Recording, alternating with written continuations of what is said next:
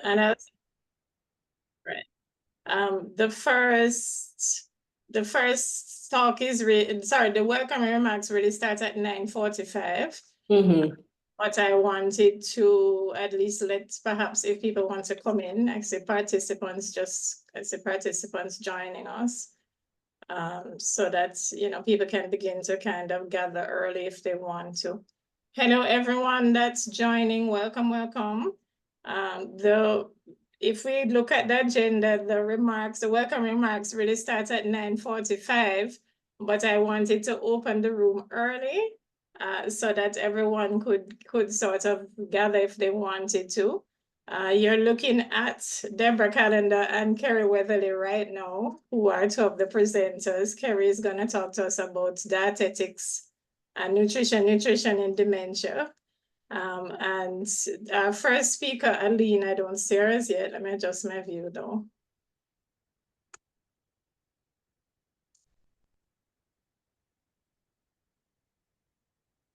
So that I can. Aline is our first speaker after me. Aline Naguera Haas. I need to bring up her. So welcome, please come on into the room. As I said, I'll make my introductory remarks in a minute, but I did want to just let everyone begin to gather.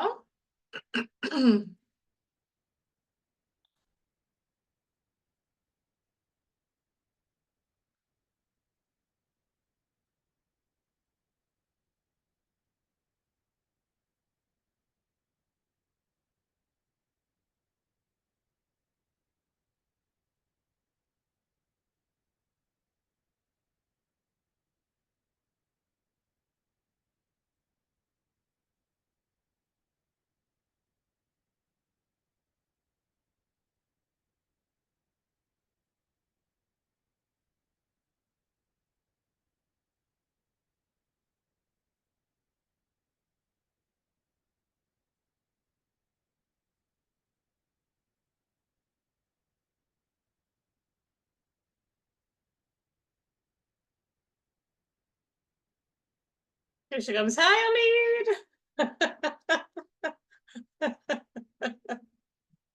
Hello. Oh, Lord. I can't think that one of my doctors is having trouble coming into this session. I don't know why, and I've sent him back the registration links. I don't know what else to do for him at this point. I'm hoping he'll just, because he says he's been asked to register twice by Zoom. I know nothing about this. So it is what it is. But welcome, Aline. I've opened the room a bit earlier. I will start trying to do some introductory remarks at 9:45. I just want to be sure that is it Noguera Haas? Yes, yes. Because I hate to mispronounce people's names if I can avoid it.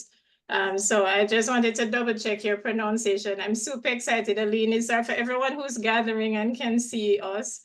Aline is going to be our first speaker after I make some very brief remarks. And I'm super excited for Aline and Kerry is going to talk about dietetics. I've put the talks title on the heading so you can look and see who will be talking about what. I am super excited to hear Aline and Kerry. Aline particularly, and when I introduce her as well, you'll see why, because all of my speakers, I'm so very proud to say that all of these speakers, you have so much experience, you have so much knowledge to share. So I'm super excited about that. I'm not sure why. Can everybody see me? Sorry, Zoom is sending me a message. I'm trying to look for my chat function. Can everyone put in the chat for me that you're seeing us and that you're hearing us? I would really love to if you can just type in that you're seeing us and that you're hearing us, it would let me know that we are as clear as, because I can see and hear everyone, all of my panelists, I hope that all of our participants can hear us as well. I think it's about 300 people who have registered for this so far. You know, usually with Dementia Caribbean, Aline and Kerry, you know, they come in and out because it's designed for the caregivers, which is why I try to get the agenda out early. Because obviously, if you're looking at someone, you know, if you are a caregiver, you kind of want to have the schedule and maybe just jump in when you get to the talk you want to hear and jump back out. And I've also designed it so that you ladies and the gentlemen who will join us as well can jump in and out. You know, you have your question and answer right after you talk, so that if you need to leave, because it's very, very, when I speak at things, it's extremely difficult for me always to stay, you know, until the very end of things sometimes. So I'm super happy, you know, I'm super careful about how I design. It says chat disabled. Thanks, Allison. Allison says it says the chat is disabled. Oh, that's odd. Let me see if I can fix that. Well, Q&A is not disabled. Thanks, guys. Thanks, Tanya. Thanks, Helen. Welcome, Dawn. Welcome, Jackie. I'm not sure why chat is disabled, guys, but we definitely have Q&A. I'm going to see if I can, when we get into the talks, I'll see if I can fiddle in the settings and enable chat as well. But thanks for all of the acknowledgement that you're hearing me. Anyone who knows me knows I talk a lot. So as I've already said, I've opened the room a little bit early so that people can begin to gather. 9:45, I'll just make some brief comments, and then we're gonna start with Aline, who is you know, our first speaker. I'm really, really happy that Kerry was able to join us early. Who will be talking to us about dietetics, nutrition and dementia. I don't know why I keep just saying dietetics, but it's how I feel this morning. I feel like it's dietetics. And I've put the titles in the bottom right. Sorry, I think it would be your bottom left hand corner. So that you can also see what we will be talking about, you know, so that you have the ability to, you know, you have an idea of which speaker will be doing what.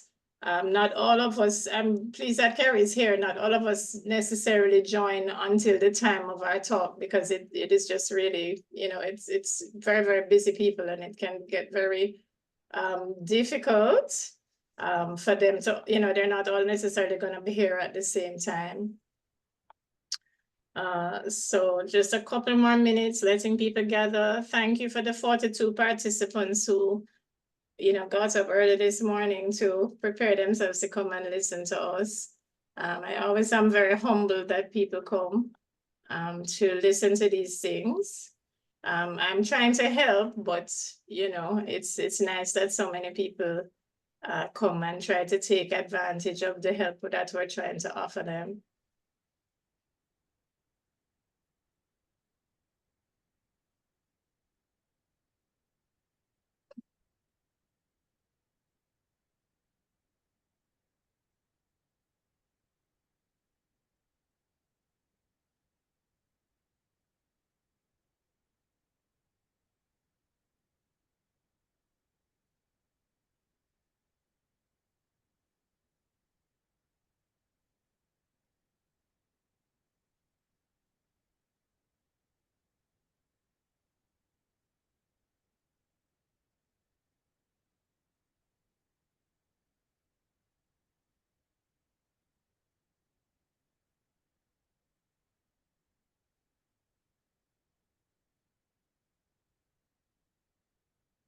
Well, 45 people are filing in.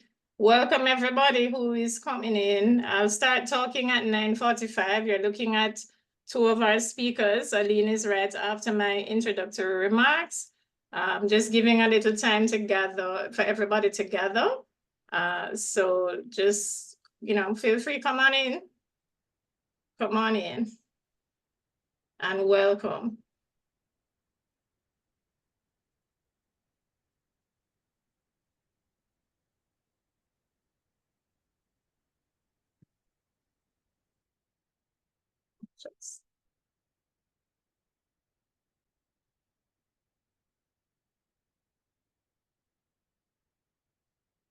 I'm hunting for your original bio, Aline, because your original bio is a bit longer and it's so lovely. It includes some other things. So I'm hunting for it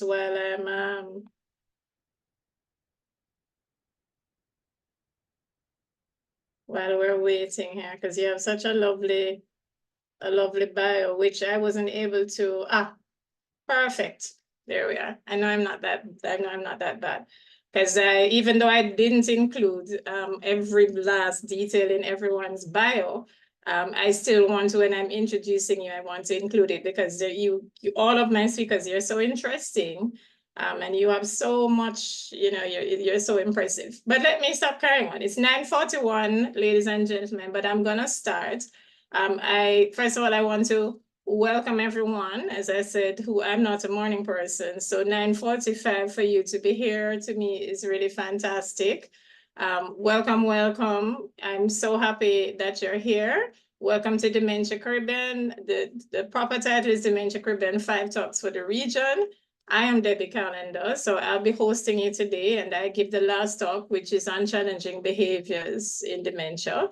I conceived Dementia Caribbean when I came home after my master's I was a evening scholar in 2021, did a master's in dementia studies, and came home really, really wanting to, because it's such a pressing problem in our region. And when I say our region, because we like to talk about the Caribbean, but I like to talk about Latin America and the Caribbean, right? I think we have a lot in common, and I think we share, which is also why I'm so excited that Aline is here with us today. I think we have a lot in common, a lot of very, very similar experience with things like brain health and dementia. And I wanted to begin to generate a set of talks that are more specific to our region. This is not to dismiss, the body of knowledge. I myself am British trained, Aline is a global brain health fellow, so she, has linkages all around the world, in California and Ireland. Dementia is a worldwide effort, and dealing with it and the solutions are worldwide solutions. We need to come together globally for this. There's no mistaking that, but I still think that there are things that are particular to region. Africa has particular concerns as well. I've read a lot of wonderful research from our African scholars who are very, very clear about their distinct needs in terms of dementia that might differ slightly from ours here in Jamaica or here in the Caribbean or in Latin America. So I wanted to begin to generate a set of talks that speak a little bit more specifically to us here in Latin America, in the Caribbean, whoever, is really desperate for information. When you're a caregiver also, you have very little time to gather information for yourself. And you have maybe not always a lot of time or access to expertise. Or even if you have the time or the resources to access expertise, you might not be aware of all of the different areas in which you can access expertise about dementia and access help about dementia. So I wanted to kind of create some kind of vehicle that did not, wasn't going to cost you anything to come sit and begin to get some exposure to, how multidimensional this issue is, this space is, and get also hopefully some practical help. I hope even with my talk, you get some practical help that you can take away and, begin to use at home, because it's important. Yes, there is expert advice. I give expert advice. Everyone here gives expert advice. But also you as the caregivers, you as the people who deal with people living with dementia every day, you pass them on the streets, you sit beside them in church, you pass them in the supermarket. We want to become a dementia-friendly society. We want to understand what it is, and we want to allow these people, integrate so that they can live happily with us, right? We are not, I like to say it's really a different way of being. It's a different way of being perceptually. You have brain changes, and I'm not trying to say that dementia does not have pathology, but I am saying we do need to accept that they too, we have to respect this, we have to accommodate this, as opposed to seeing it as, everyone needs to be, on the very, very same, path in terms of neurological, we want to promote neurodiversity is really what I want to say. So things like even autism, as well as dementia, as well as any other, what we would think of as kind of a diverse, a very, very different way of seeing reality, perceptual, having perceptual differences. We still have to accommodate these people, make them feel welcomed, make them feel as if they're a part of us, because they are a part of us. If I swing a cat in any room in Jamaica, someone can tell me a tale of a relative, of an auntie, of someone's friends who, their friend who is looking after someone who has some level of cognitive impairment. So it's important, and it's important that, not just the three of us sitting here or the 6 people you're gonna hear today, but everyone has an idea of what this is, what we can do to help, how we can, help them feel comfortable. And more importantly, because the very, very first thing I wanted to talk about is we need to also discuss brain health, and we need to talk about dementia in a more positive way. I run a really, really large online caregiver support group, and there's a tremendous amount, and I'm not saying this in a judgmental way. Hi, Janice. Janice, our aromatherapist, is joining us. I'm not saying this in a judgmental way. We cannot be judgmental in this space. Everyone is coping, and we all cope differently. But there's a tremendous amount of framing that is really negative. It's like, this is terrible. It's the worst thing that could possibly happen. It may or may not feel like that. I'm not dismissing that. But we want to also look at dementia as, when we are having this experience, what can we do and what can we still enjoy? What can we focus on that the people are still strong? If a person living with dementia has strengths, can we also focus on that? Can we capitalize on that so that our time with them is enjoyable, they feel empowered, so okay, maybe they don't remember every little thing that they used to remember, but are they really still good at, pick a thing? I have clients that I visit, they're really good at things like Sudoku. They're really good at, there's some people are mathematically fantastic. Some people are excellent still at drawing. I have a former draftsman that I can't draw a circle, how he can draw a circle. He does fantastic things in areas that are not always the areas that we are focused on when we talk about dementia. So we want to kind of have a more positive I want to shift perception to it for it to be more positive in this space. And I want to talk about brain health. I want to talk about the fact that all of us are walking around with a brain. So we're here today to talk about dementia, but we also need to take care of our brains, right? We need to take care of ourselves.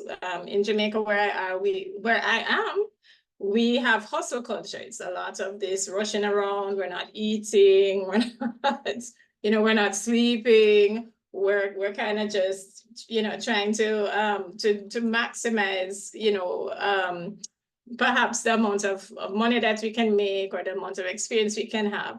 We want to remember that we also want to take care of our brain. Our brain has an optimal functioning state, right? And we can facilitate, a positive state, a positive state in terms of our brain health. There are steps we can take, okay? So as we age, for sure, we are going to have changes. We might not remember every little thing, but normal aging is not the same as abnormal aging. Things like cognitive decline, that is not normal changes, right? So we might have, a little bit of decrease in size. We might not have as many, our neurons may not connect as well. We might have some decreases in things like brain flow. But cognitive, so you might have some change, and that will impact how we function. But there's very severe changes are not normal, and I want to encourage people to sort of question whether or not where we are is, normal memory loss. Occasionally forgetting my keys. I sometimes park and can't remember where my car is. That's quite different from something that is very consistent and very, very frequent. And it also needs to be said, I'm talking about memory. but lots of dementia doesn't lead with memory. So are you suddenly having difficulty paying your bills, suddenly having difficulty organizing the cooking of a meal, suddenly having difficulty organizing tasks that were really easy for you before? You know, if we are noticing in ourselves that we're having changes, I want to encourage us, you know, self-efficacy is big, take responsibility, and, you know, go ahead and have those talks with your general practitioner. Go ahead, if you're having these concerns, if you even think it's more than it should be, get those concerns addressed. You know, everybody knows where to find me in Jamaica. And you'll get that information at the end of my talk. You'd have gotten that information when you receive the stuff for Dementia Caribbean. Ask questions if you're concerned about that. But also, let's just talk really quickly in 9 minutes or less about what we can do in terms of brain health preservation. Because there are really simple things we can do, you know, physical activity, exercise.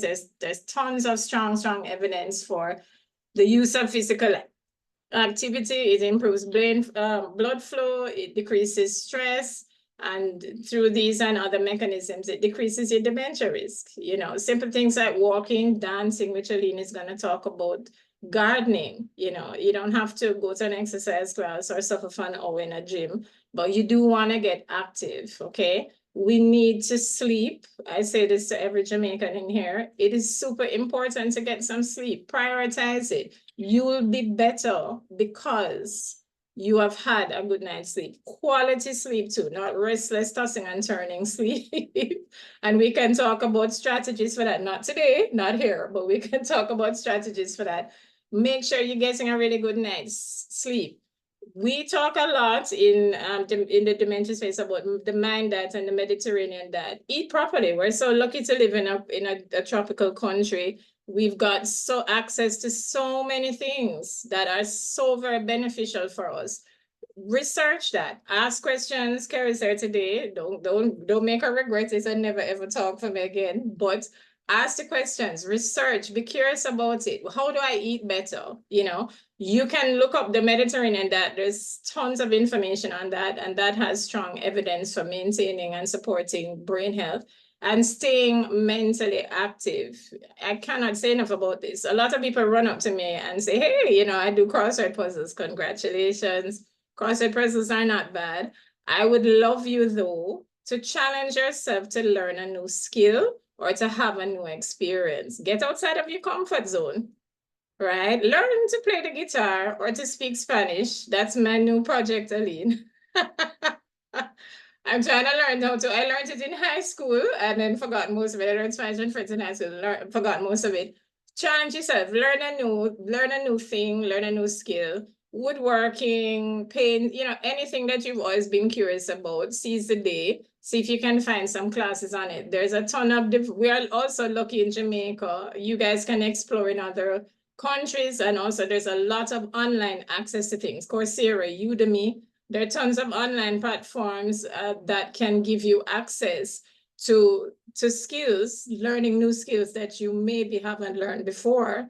That can really give you, you know, a new perspective. All of these things help us to support our brain health. Okay, so it's not as if we need to just sort of just say, well, you know, it's the luck of the draw, you know, we just have to sit and see what happens. We can do a lot to support ourselves, and in doing these things, we're not just, well, I have to do this for my brain health, let me just slog through it. It should improve the quality of your life. You should enjoy these things, and it will expand your horizons, you know. So consider that. Sorry about the pinging of my phone. I think everybody's messaging me. I'll soon put it on mute because, of course, we've started and somebody's gonna have a problem getting into Zoom. It's just the law that Zoom's gonna restrict somebody. So consider these things that I've spoken about. And the last thing I'm gonna say is, please protect your head. Older people, watch the slipping, and you know, you might be unsteady in your gait. Maybe you want to walk slowly. Maybe you want to involve physiotherapy in that. I'm a geriatric physiotherapist. There are lots of, well, not lots, but there are other geriatric physiotherapists in Jamaica as well. We can work on balance. We can talk about falls and fall prevention, etc. we want, because a lot of older people, how you're gonna hit your head is you're gonna have a slip somewhere and maybe fall and hit your head. Younger people, it's still important for you when you're playing sports. Try not to be landing on your head, having these severe aggressive collisions I see sometimes in football and some contact sports. Watch, what you're doing on a motorcycle. Use helmets. Please take care of your head. It contains your brain. And not all brain injury is, unfortunately, I can say as a physiotherapist, not all of it is recoverable. So I wanted to talk today really about, we're talking about dementia, but I want to really, shift the focus a little bit to say, listen, brain health is important too. We are actors in that. We have agency. We can do things to help ourselves have a better chance of having a wonderful experience of aging that does not necessarily involve the experience of dementia. But if we have the experience of dementia as we get older, we also want to have created a society where we are welcomed, we are able to function, we're not restricted to sitting in one place, because everyone has an idea what's going on with us, and everybody has tools to help us. When we go to Demon House in Jamaica, it's a place where we get ice cream. Aline, if you come, I'll take you around. That's an invitation. You can come out and not be worried. There's guides for you so you can find your way. We want to, there's the people in the place know that perhaps that you're going to take a little more time to make a choice. We don't have these huge black mats or these amazing pattern tiles on the floor that can be really frightening sometimes. So you want to also, research and use this information, take care of your brain health, but also create a society in which, if we do have deterioration in our brain health, if we do end up with a cognitive impairment or with that dementia, we're working in a society where that is, it's possible to live an equally fulfilling life, even with these challenges, okay? So please, remember, you play, your GP can take a guess or someone can take a guess, but you know what's going on with you, okay? It's always better to seek help early if you know that you have questions about your brain health, or if you're having some challenges doing things that you weren't doing before. We would love to get the early detection up. Empower yourselves, right? Take care of yourselves and seek help if you need it, okay? So I'm gonna stop talking now. Thank everybody for coming. Again, I'm gonna thank my speakers, although not all of them are here, for having the kindness to participate. Every speaker here, I haven't paid them a cent. They haven't been given any sort of thing except a really nice letter begging them to come and talk.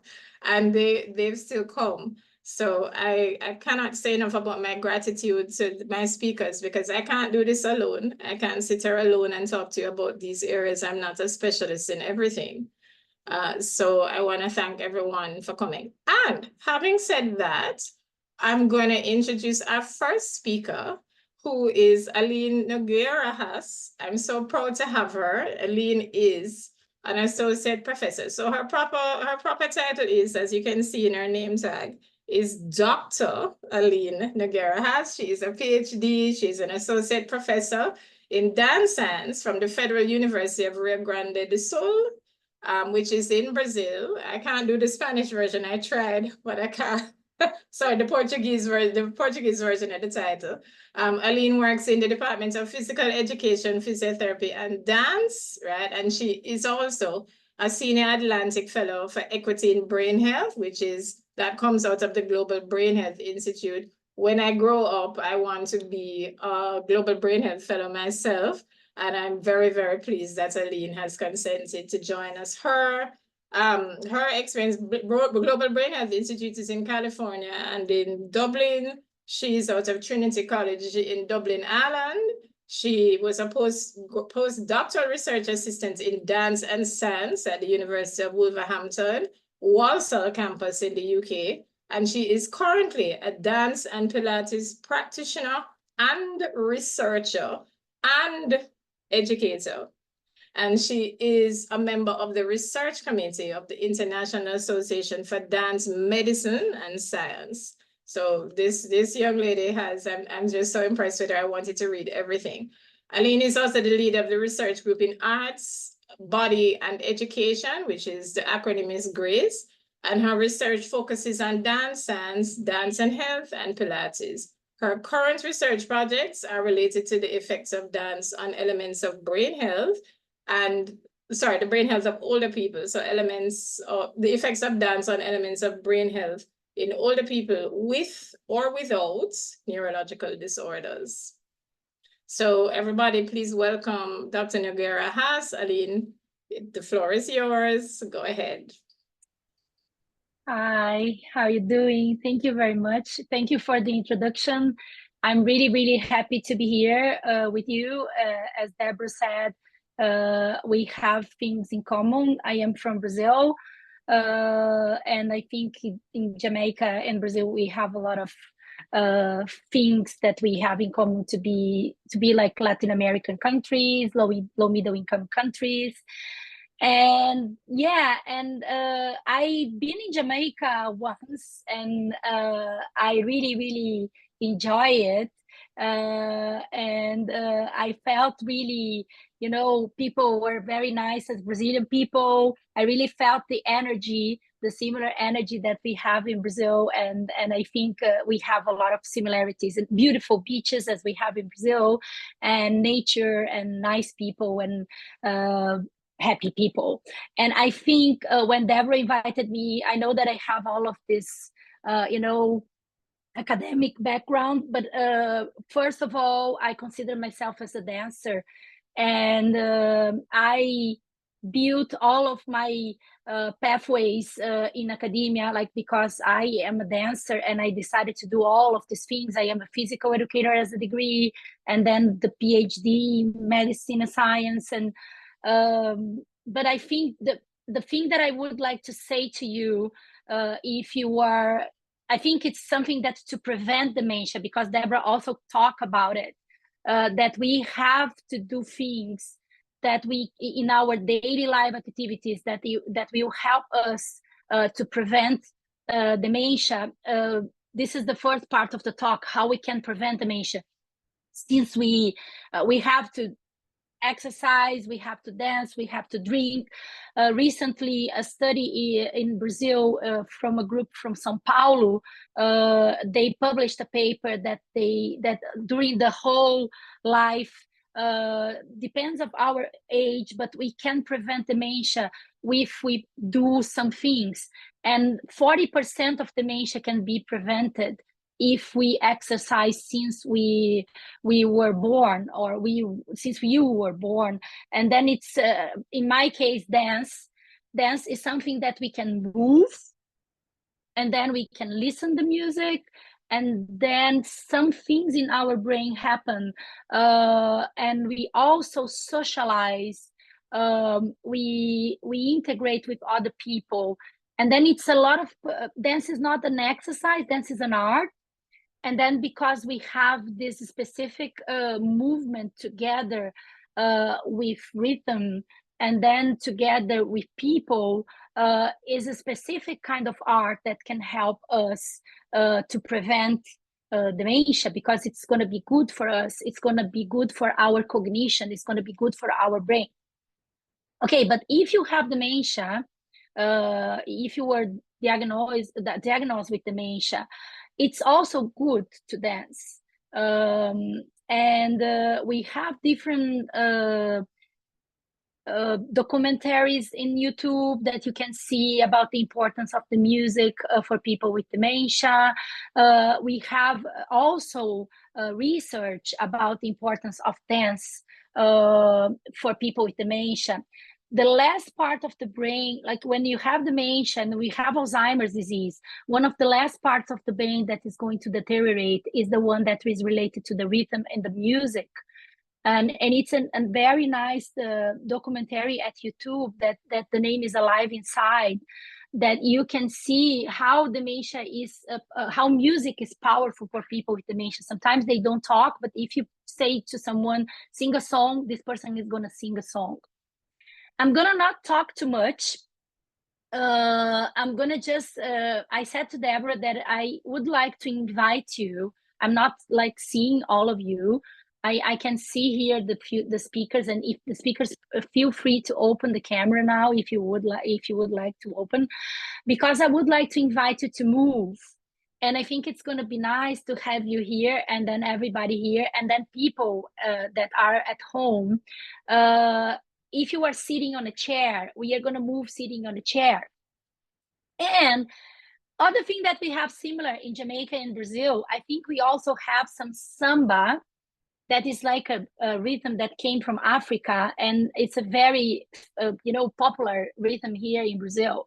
And I'm going to invite you to dance a little bit of reggae and samba, because I know reggae is popular in Jamaica and also popular here in Brazil. And I think it's when we feel, it's so powerful, because if I'm going to spend 15 minutes talking about the power of dance, sometimes we are not going to feel. And because I think that is important to feel, please move with me and move with the speakers. And I know rhythm and dance is part of Jamaican culture, is part of Caribbean culture, is part of Latin American culture. And I'm going to just share with you some movements. We are not going to dance as a professional dancer, but we are going to move in the sound of the music. And I'm going to share the sound, and please let me know if my voice is okay with the music. And yeah.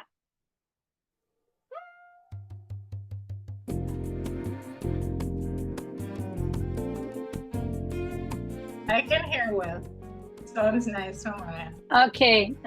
Can you hear my voice with the music? Is good Yes. for you? Yes. Yeah. Okay. We are gonna start doing this with the hands, like, we are gonna just do this movement with the hands. And then we are gonna stretch. See if you have space to stretch to the side. Yeah. And one side. And the other one. Yeah. And stretch a little bit your neck here. Yeah.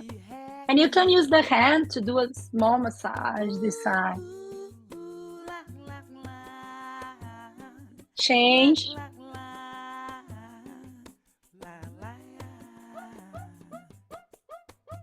Yeah, and breathe. And exhale. And inhale. Use the whole body. And look up and look down. Inhale. And exhale. And again. Inhale. And exhale. And one more. Okay. And move the shoulders.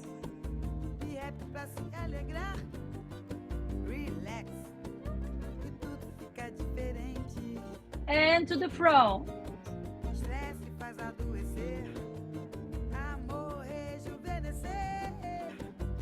Yeah. Okay. And let's do this tapping. Front and back. To the back. Change the hand.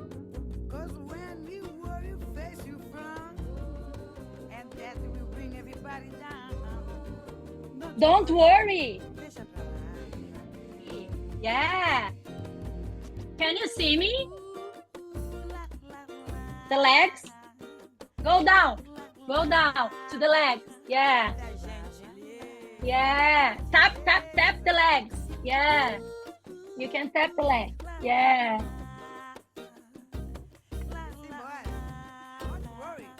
And the back.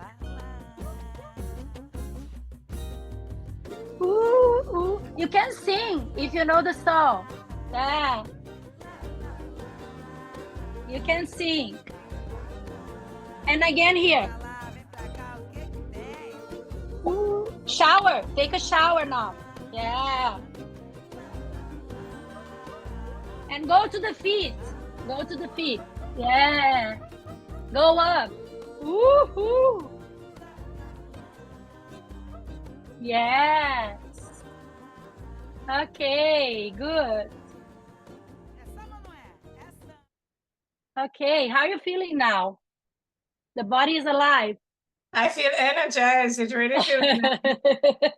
If someone would like, it yeah, if someone would like to share what are you feeling now, you can share in the chat. Yeah. Ladies, Yeah. Everyone, the chat is open. I see lots of hearts in there. Donna McCoy says, I feel invigorated. The chat is open, so everyone feel free to stick your things in the chat. Lisa says, I'm finally awake! Exclamation mark. Monique says, it felt great. It was fun. So you're getting energized. Thank you. Do it again. Feeling energized. It was really fun. It was really, really fun, Aline. And thank you so much for sharing that. She asked me and she's like, can I do a demo? Can I do something experiential? And I was like, this is fantastic. Please do something experiential. Thank you for that. Yeah, thank you. Thank you, everybody. Yeah, we really changed. Worked on my muscles. Go ahead. Yeah, we really changed the energy when we move and then when we listen the song. And this is kind of activity that you can do every day. If you are a carer or if you have someone that has dementia, it's going to be important to have music in the house. It's important to move every day. And it's important to feel the energy of the place. We are not going to be connected with something that is going to put us down. We have to connect with something that is going to put us up. And this kind of energy, this kind of music, and then we can just do this with the hands, or sometimes doesn't matter if the person is going to move or not. Just put the song and invite the person to be happy, to feel better.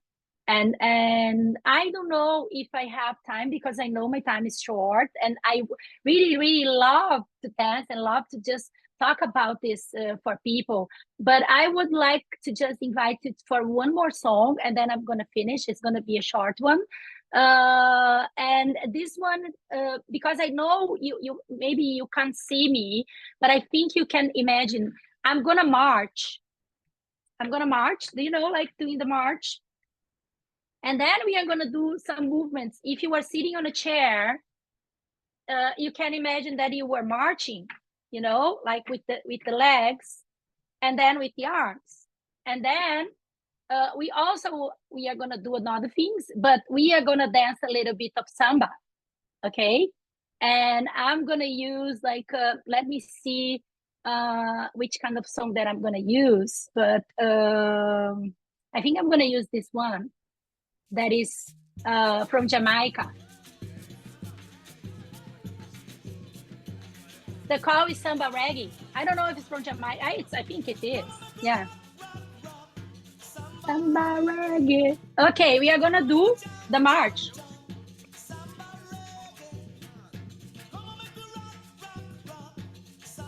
Yeah, and because we are from Latin America, we can just move to the side. Like a wave, yeah. And the legs are marching.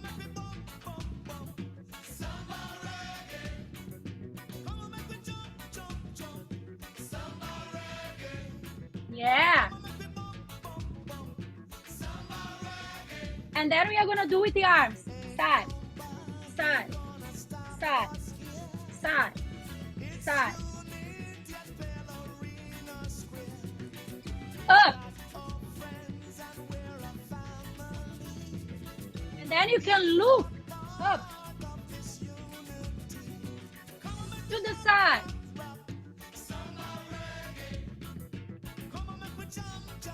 Side. And then we are going to turn.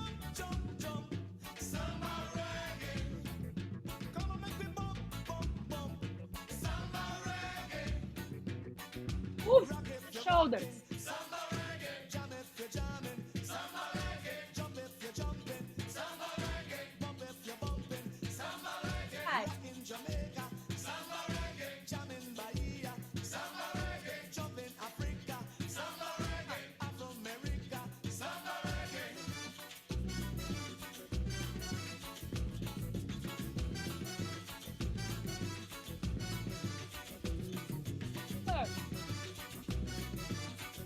Go to one side.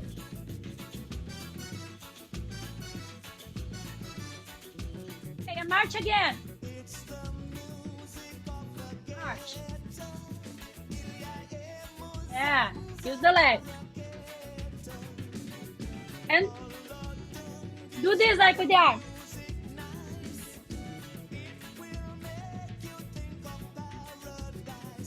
And up.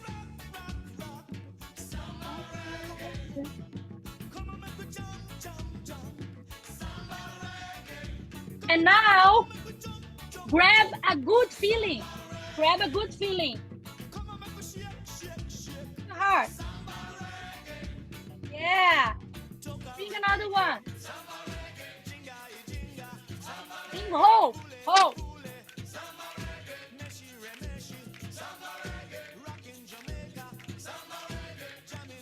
Yeah. And put here. And another one. Yeah. And a big breath. Oh. One more. Inhale.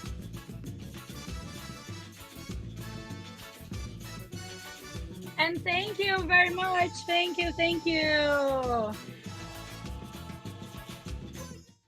Keep these good feelings with you. Yeah. Thank you. Aline, thank you. I think the action actually did more than anything, any amount of words could have done to show everyone.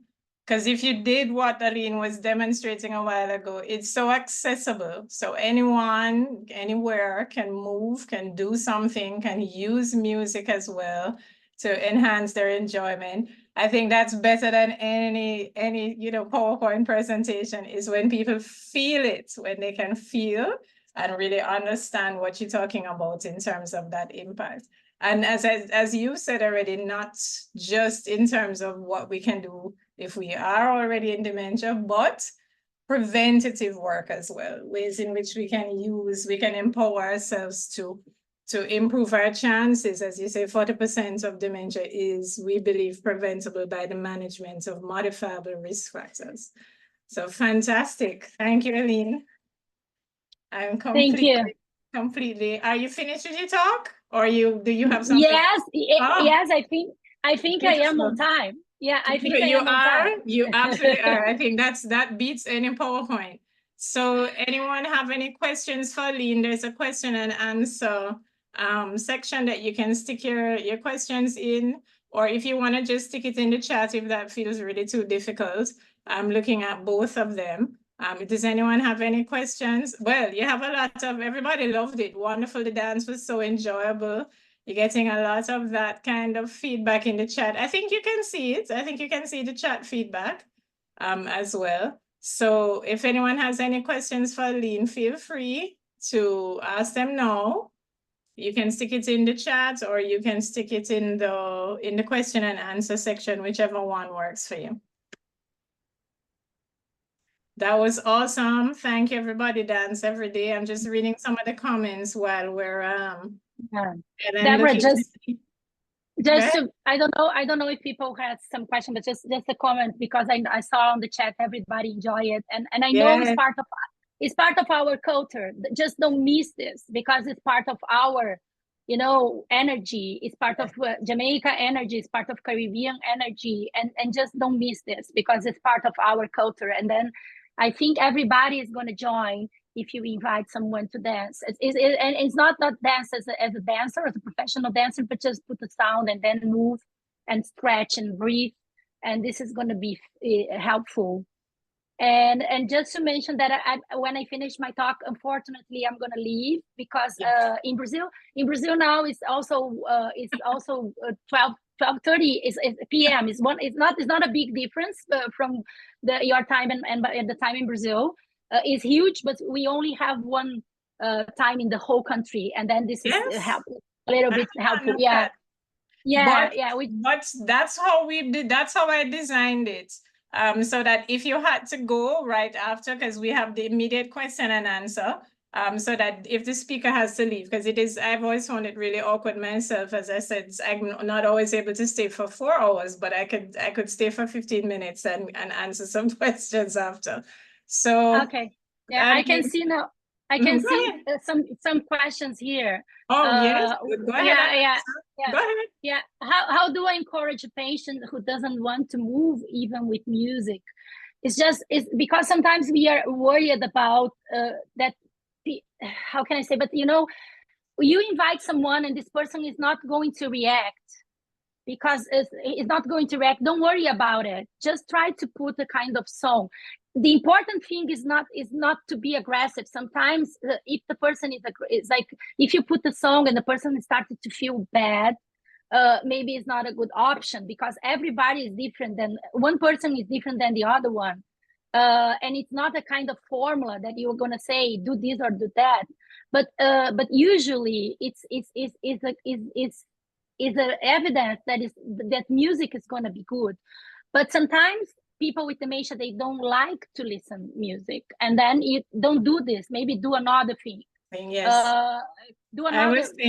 I was saying, but also sometimes, you know, let's not forget that if you do have someone with dementia that you're doing this with, that they do have things like delayed processing times. So probably, and give them a chance with it. So if I'm gonna do an activity, I might be the only one dancing the first time we dance. If they really don't like it, that's a different thing. If they give you severely negative feedback. If they're kind of just passive, maybe try, you know, to integrate it a couple more times into the activity. They sometimes, you know, they're processing it. They're thinking about it. They're deciding how they feel about it. And they may join you in dancing. I've had a lot of patients who their families like, well, I never thought that they'd do that. But they will sometimes if you're just a little, not, as Aline says, not aggressive, just gently persistent. Repeat the activity. So if you do it one time, yeah, you're going to say, oh, I feel ridiculous. But repeat the activity so that they can decide, you know, if they can maybe, you know, give it a try after a couple of times. There's another question here. Is there an optimum amount of time to dance to get the benefits for brain health? Go ahead, Aline. Yeah, I think it's like you can, in my opinion, you can dance every day, but it's the minimum amount is going to be twice a week. Or if you can't dance twice a week, dance once a week. Yes. But just it's important to get started and to not lose the movement. It's important to move. It's important to, and then the last question is like, if the person with dementia follow instructions. That's follow instructions. Yes. Yeah, it's you know, again, Debra said, sometimes I am saying things. Not everybody is going to do the same as I am doing. You have to change this idea that when you dance, you have to do the same as the other person is doing. I can just maybe do this, and then you are not moving, but you are feeling maybe. Yes. Because I work for more than 9 years with people with Parkinson's disease, and it's really, really powerful. Here we don't have in the screen people with dementia or people that have some neurological disease, but it's really, really powerful. And then as Debra said, sometimes in the first time they are not going to move. They are going to stay and they are going to listen, but then they started to just move the eyes, or maybe they are going to move the heart that is inside of them. It's not outside. That's important that they can have an emotional experience. And also we'll talk, when I'm talking about challenging babies, we'll talk a bit more about that. But remember also that, okay, they can follow you. So if you're going to give a lot of verbal instructions like, well, move your hand to the left, they may be calm, you know. But if you move your hand to the left and say like, come on, make some gestures and say, you know, come on, they might be able to, when you communicate with them, it's more than just verbal. It's just what Aline did. You know, it's doing it and just creating the space for them to do whatever they can do in that and enjoy it, you know, and give them nothing but that approval and acceptance for whatever they can do and deliver in that space. So we also have to kind of rejig our perception of, they don't have to do it exactly. It's not performance in the way that we who are, you know, all similarly functional, it's not performance in that way. It's about sort of sharing an experience and allowing everyone in that experience to just be where they are and just enjoy it without any sort of judgment or performance standard. Yeah, Aline, and we use, just to finish, we use of a lot of course. we use a lot of imagination. We use images, we use feelings. We are not just gonna be say, do this with the small, that you know, like up and down with the left. It's not. It's the idea is like to just feel the movement, and sometimes people are not going to correspond, but doesn't matter. They are feeling. They are listening their ways. They don't need to be as me or Debra or other people. They have their own way to Own express. experience. Yeah, Yes, that is yeah, separate. yeah. So Aline, I want to thank you so much. That was, I think, probably the most fun talk.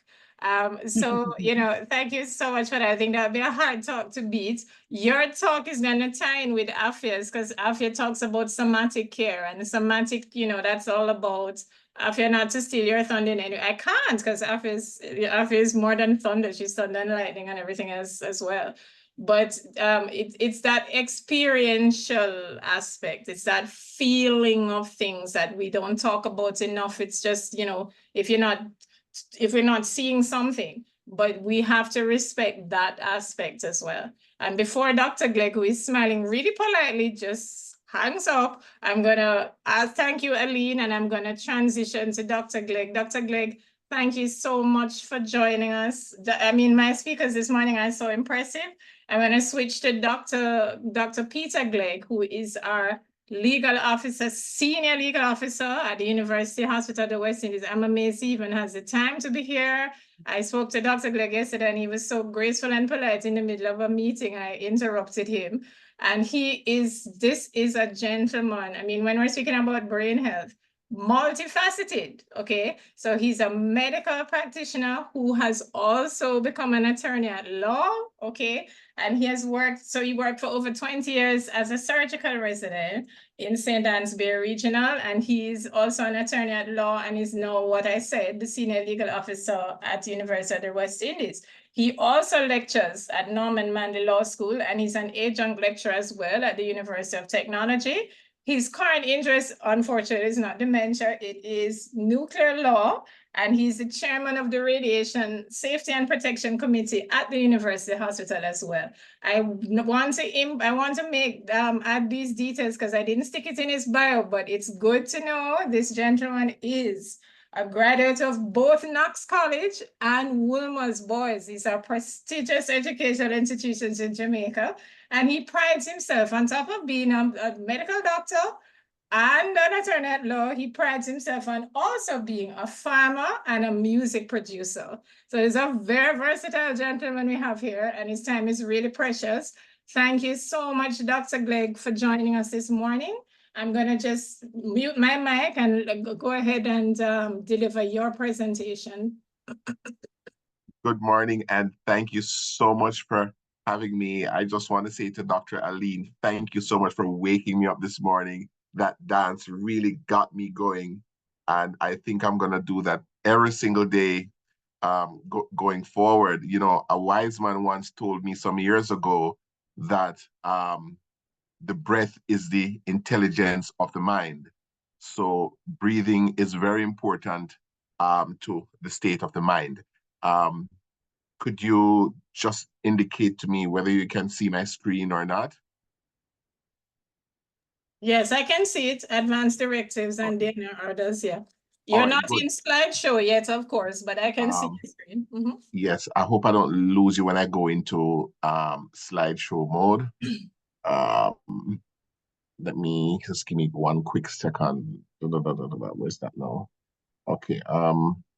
Click on slideshow, I believe. Okay. At the top, and yeah. Okay. All right. Can you see my screen now? Yes, I can.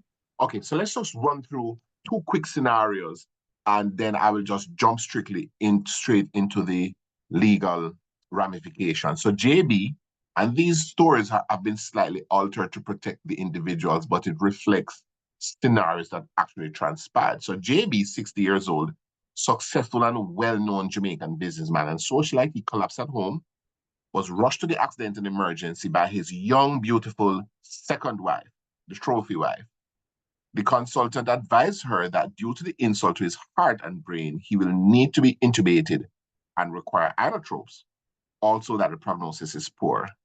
his wife indicated that in a conversation shortly after their recent marriage, he said he never wants to be a vegetable, and she therefore thinks that he should be allowed to die with dignity. While the A&E consultant is on the phone with the ICU, she's contacted by his first wife and grown daughter, who insists that he always had a great desire to live and fully supported two other family members who required long-term intubation. Furthermore, she said that he was planning to divorce his new wife after he found out certain things about her, and that he was in the process of writing a new will. And of course, the wife and the grown daughter insist that he should be given a chance at life at all costs. The second scenario is a Mrs. T, a university lecturer, who left written instructions that if she ever had a heart attack, a stroke, or cancer, she should be allowed to die in peace, and she wanted no tubes in her body. Those were her written instructions. She said she do not want to be resuscitated if she, had a condition, any of these conditions. However, she was brought to the accident and emergency department after sustaining severe injuries in a motor vehicle accident. She was intubated on admission and transferred to the ICU, and her family now presents the written instructions and asked that she be extubated and all treatment, as well as artificial treatment, immediately stop. Now, the issues before us is the issue of autonomy, the right of adult patients to refuse treatment. So DNR orders essentially speaks to patient autonomy. But another issue here that is live is the issue of consent. So you have positive consent where a person gives permission to treat, and usually you want informed consent as the law requires. But there's also the refusal of care where patients will in writing say, I do not want to be intubated, I do not want to be on life support, or they will give a written document stating their orders, or I do not want to be resuscitated if anything should happen to me. All right. Since my presentation time is so short, I just want to make it clear. In a case, Lord Keith, and this case is a Privy Council case of Airedale NHS Trust against Bland. And Lord Keith said in this case, it is unlawful so as to constitute a tort of the crime of battery to administer medical treatment to an adult who is conscious, of sound mind, without his consent. Such person is at complete liberty to decline to undergo treatment, even if it results in the person dying. That is the right of an individual to refuse care. So in another case, which is the locus classicus, are one of the key cases as it results to the issue of capacity, because the question is, who is going to speak for the unconscious person in the emergency room? So the court says in that case that the right to decide one's own fate presupposes a capacity to do so.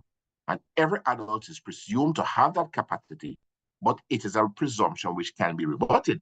Please note. All right.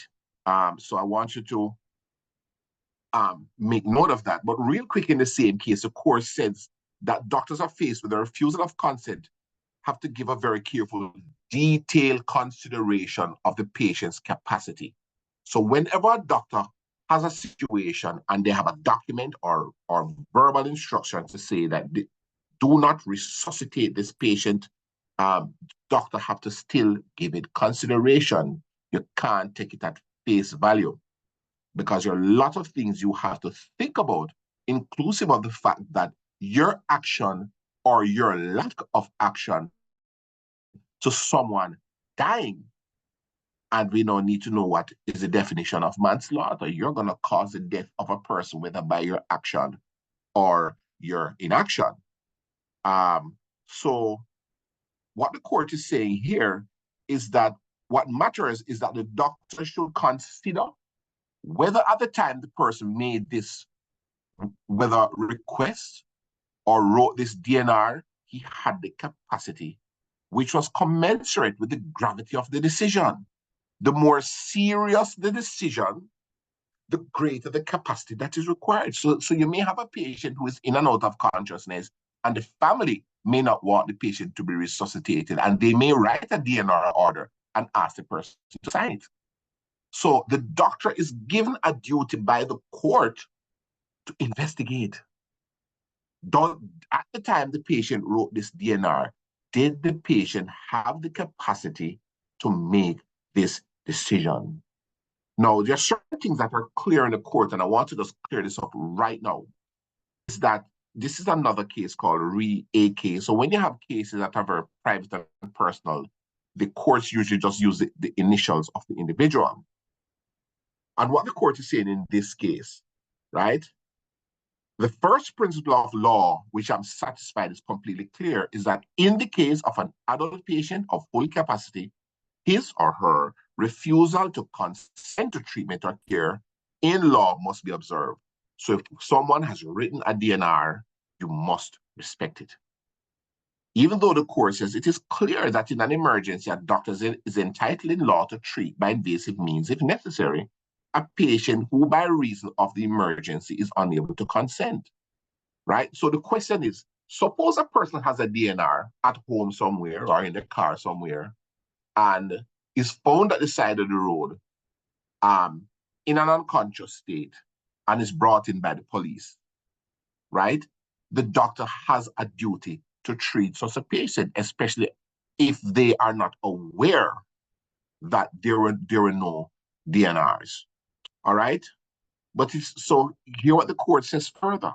It is, however, also clear in the law that the doctors are not entitled so to act if it is known that the patient, provided he was of sound mind and full capacity, has let it be known that he does not consent and that such treatment is against his wishes. To this extent, an advance indication, which is a DNR or a living will, so these are advance indications of the wishes of a patient of full capacity are effective. So what the court is saying is that when it comes to advance indications or advance directives or DNRs, once the doctor is aware of this, once the doctor is satisfied that the person who wrote this at the time they wrote it understood the gravity of this decision, the doctor should respect the DNR, even if it would lead to the person's death, because that is a person's right. Now, here will, of course, have to be taken to ensure that such anticipatory declarations still represent the wishes of the patient, because a patient may have written a DNR order 10 years ago, and that person's view may have changed since then. Okay, so it needs to be current. Care must be taken to investigate how long ago the expression of wishes were made. Care must be taken to investigate with what knowledge the expression was made, because maybe the person said, okay, do not resuscitate me, but maybe the patient didn't understand or didn't know what this involved. All right? All the circumstances in which the expression of wishes was given will, of course, have to be investigated. Now, note here, guys, that the court keep on using the word investigate. What the court has done is that the court has placed a responsibility on the medical staff, because as doctors, we are trained to save and preserve and extend life. And therefore, when you're faced with a document from a patient that says, don't resuscitate me, I want to die in peace and with dignity, this is a conundrum for the doctors. And the court is saying that doctors have a duty to investigate. All right. So I just want to give some opinions very quickly when it comes to DNRs. Now, this is my personal view. One, advanced directives and DNRs need to be specific.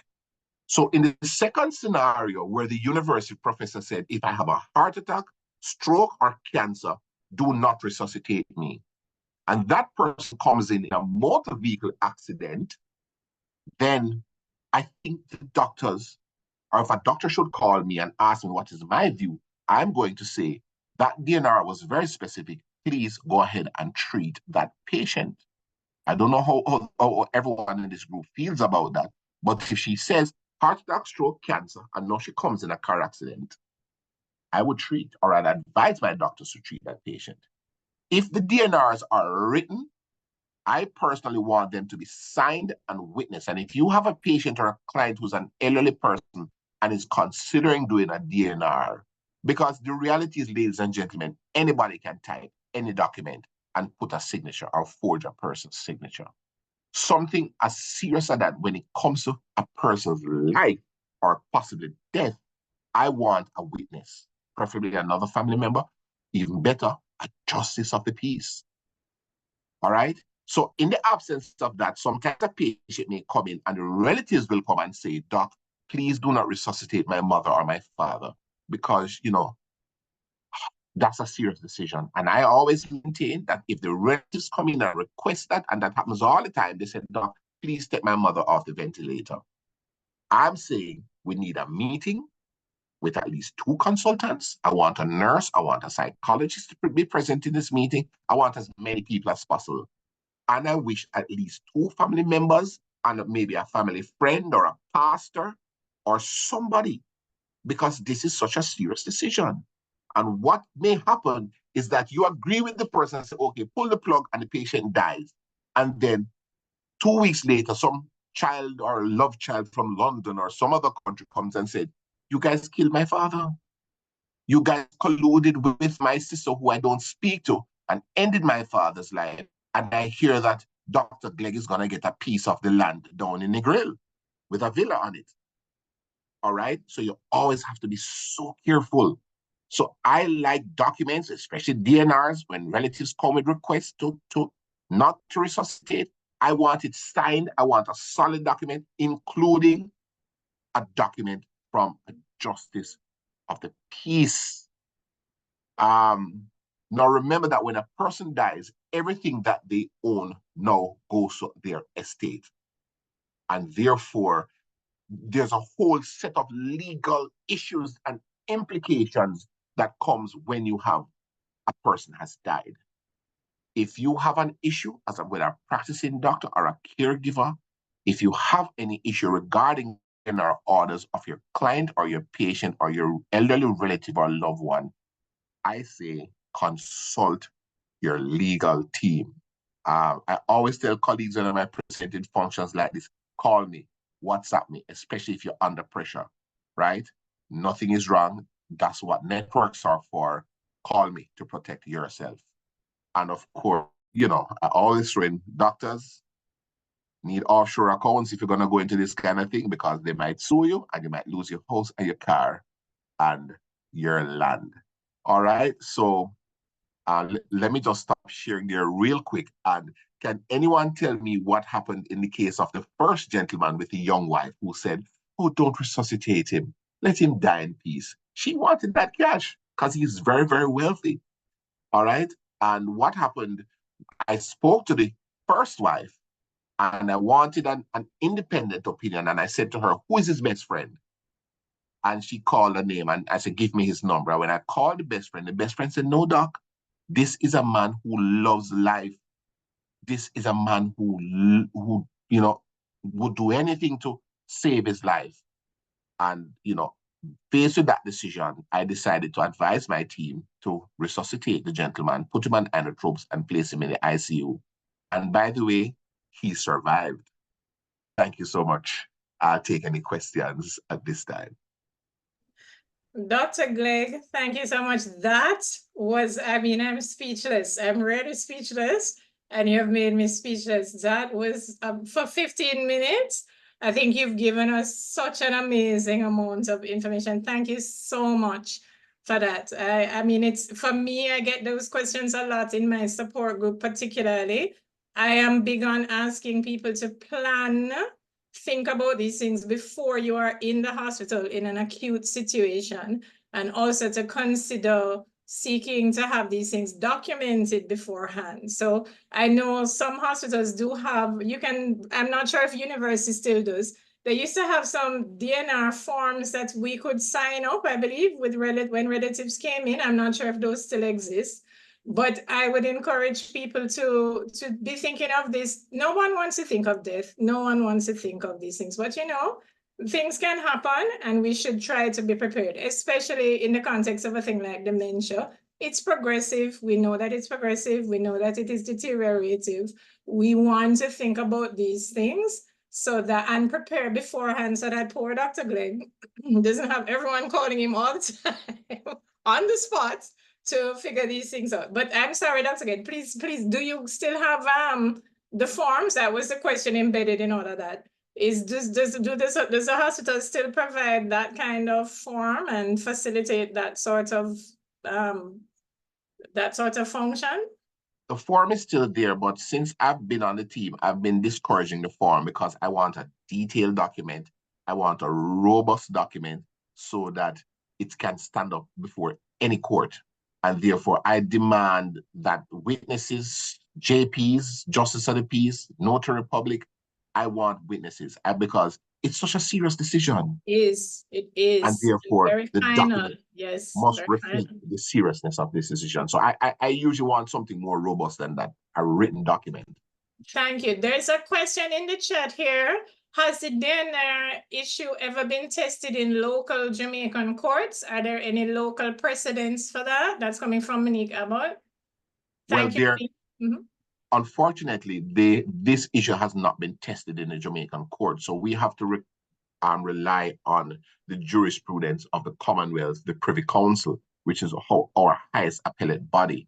We also do not have any legislation that speaks to this, and maybe this is a good location for us to start some sort of a discussion, as something like this should really be enshrined in law. And I hope that this will be done. I think so too. I definitely think so too. It would make it easier. It would protect all of the participants in the process. I think that, I mean, if you have law that speaks to it and can be interpreted, I agree with you. I think that is, I didn't even know that it wasn't. But Dr. Glegg is just bringing it this morning. Another question for you, and then I'll let you go in peace. How recent should a DNR order be? Okay, and that's a question we get all the time, because sometimes some people are trained in America and they bring the American jurisprudence here. So you will hear people say like, well, every 3 days the DNR should be done over. And the answer to that question, really, as a true attorney, my answer to the question is it depends. It depends on the gravity of the situation. It depends on who the person is. If it's a public figure, there's so many factors. But what I like to see, and the court said that, as you noticed in my presentation, yes, that you don't want an intervening situation. So you want it as recent as possible. And there's a famous case of a Canadian woman who was a Jehovah's Witness, and she had a document that says, no matter what, no blood. The doctor went ahead and gave her blood. She came in unconscious, and the doctor said, listen, I'm going to save her life. I'm going to give her blood. And he gave her blood despite her relatives saying no, but he said, I'm going to save her life. And he saved her life. He gave her the blood. She sued and she won. Oh, gosh. One last question, Dr. Glegg, and then we have to move on, unfortunately. Can a family member contest the DNR? I thought you addressed that, but go ahead. It is possible, and I've had to deal with it. And when there are issues and he says, she says, as in the first scenario, what should happen now? The doctor has a duty to investigate, and the court is very clear in that. That once someone contests it, you should investigate, which is what I did in that case. Yes. All right? Before you make a final decision. Thank you so much, Dr. Glegg, for your time. Dr. Morgan, I see you. Dr. Morgan is making a comment about the fact that people living with dementia will not be able to easily upgrade their orders, and that's a huge ethical discussion in the dementia space. I'll address that perhaps a little bit later on, because it, obviously, if a dementia who said before, I'd never want to live like this, and made those orders and now is happily eating a peanut butter sandwich unbothered in a home, so those are ethical issues. And, they do need to be, I do agree with you, Dr. Morgan, in the chat, that they do need to be ventilated, you know, but because it is tricky with things like dementia where, you know, someone might have said something at one point and then at another point seems quite content and happy once their cognition has changed, you know, and the question obviously that would arise, I think, with any conscientious set of family members would be, is this what they would want? No. I don't know if there would be any legal direction on that so much as I think that's a family conversation and a conversation you would also have to have. If the person is in a care home or something like that, you'd have to have it also with, you know, the care directors or, you know, with the healthcare team and so on to discuss that. But I do think if someone has, because that's a very difficult issue. I don't know if you have anything to say on that, Dr. Glegg, how things might change as someone's wishes might seem to have changed in dementia, but they would have had a pre-existing DNR or something like that. So the case spoke to capacity, and you would have to know what is a person's capacity after having developed dementia. And the other question is, does it reflect how they feel, or is it just a product of the dementia? Yes. And you know, you have to be careful. Yes, I think that is a thing. Yvonne Chamberlain, who a very good friend of mine, another attorney at law, she's saying this is a very involved issue and legislation is definitely required.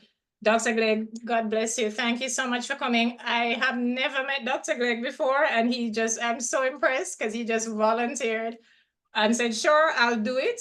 And you have no idea how many people you have helped today. I'm telling you, my support group is almost 100 people. And I get that question almost every week and refuse to answer it except to say, to have that conversation with, just as you said, with your legal team. That is way outside my level of expertise and my area of practice.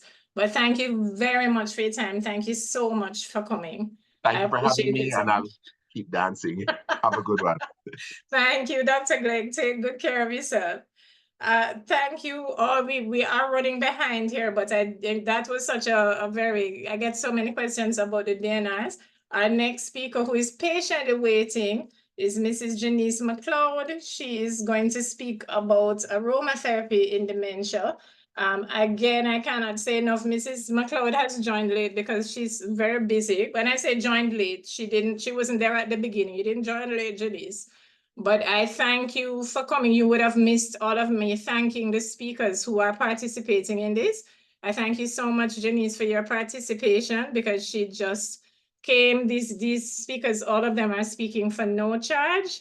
And for no incentivization, I just wrote them and asked them, and they agreed to participate in something they see as important. So, Janice, thank you so much. Let me just introduce her briefly. So, Janice McLeod she has over 39 years of experience in aesthetics. She is the owner of the well-known Island Rituals spa chain with branches in Devonhouse and Ocho Rios.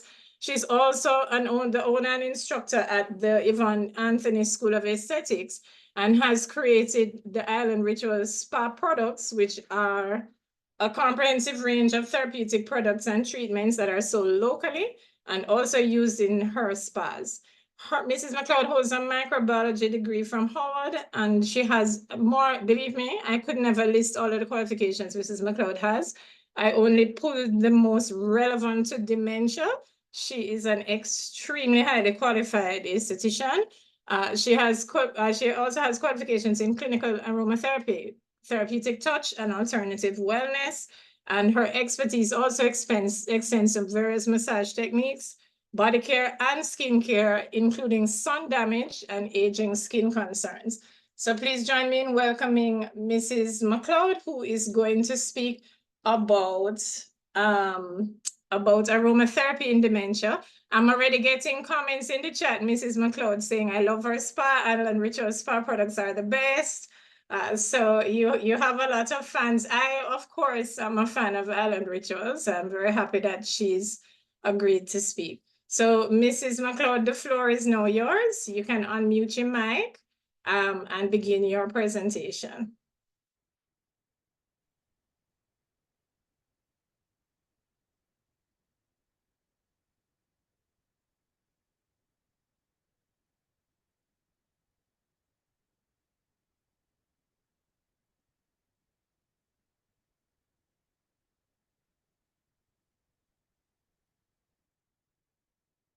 Oh, there. Seems like Miss McLeod has exited. She might be having a little bit of technical difficulty. Sorry about that, because she's based in Ochoa, so she's back. So Miss McLeod, Mrs. McLeod, go ahead and unmute and begin your presentation whenever you're ready.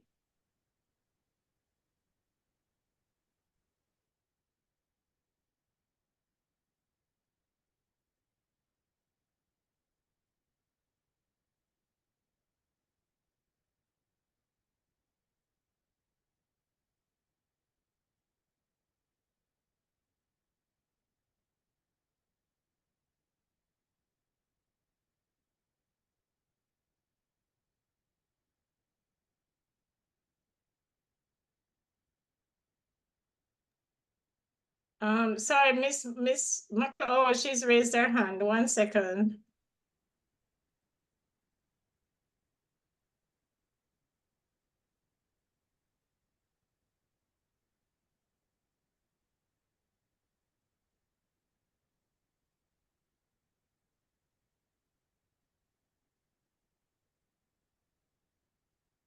Oh, apparently she's having issues connecting her audio.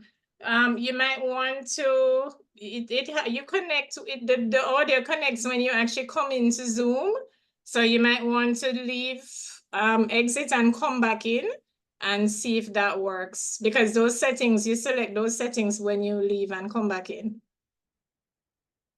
Ladies and gentlemen, I'm so sorry for the technical difficulty, but it does happen. It's just one of those things with you know, when we have an online presentation, sometimes there are some glitches. So I'm very sorry about this. Hopefully Mrs. McLeod will be able to rejoin us and, you know, and correct that audio issue. I'm really sorry about this. And also to Afia and Kerry who come behind, sorry, we're running behind today, but hopefully we'll wrap up. Here's Ms. McLeod again, connecting to the audio. Thank you, Afia. Afia is so sweet.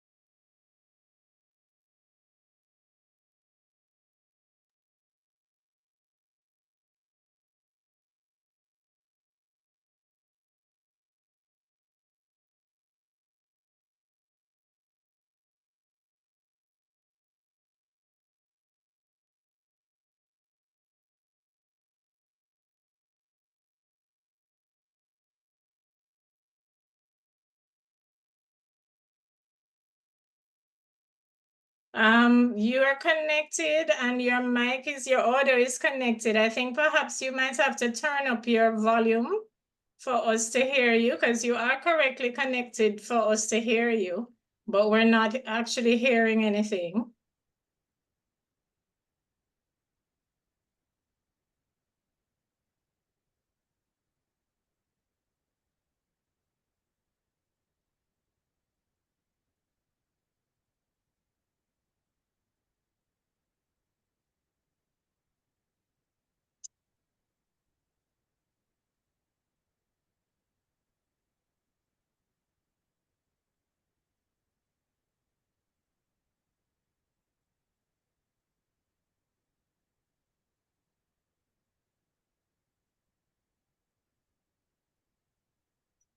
Yes, hi Janice, this is Debbie. We're not actually hearing you. You seem to be connected.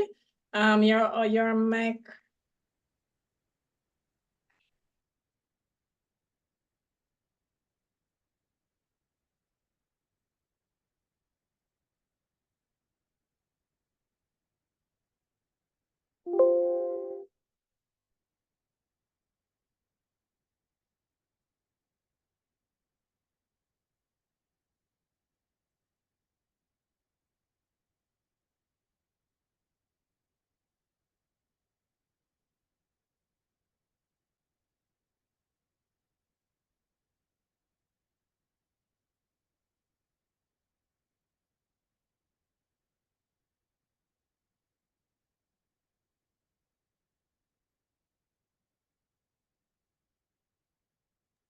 Yeah, sorry, I just reached out to her. She's having a bit of technical difficulty, so she's trying to sort of rejig things so that she can do the presentation.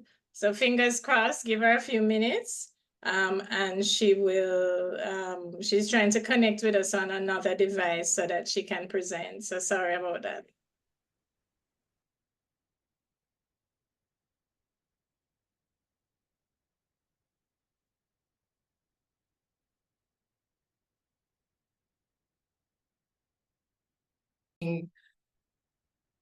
Searching for support myself as I was care-blazing for my mother, who's now in the ancestor realm, and it's gonna almost be a year in a month, literally a month from today will be a year since she transitioned. And so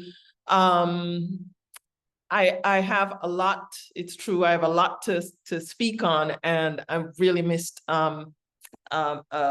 Miss Janice's presentation around aromatherapy, and maybe I will weave that in as well.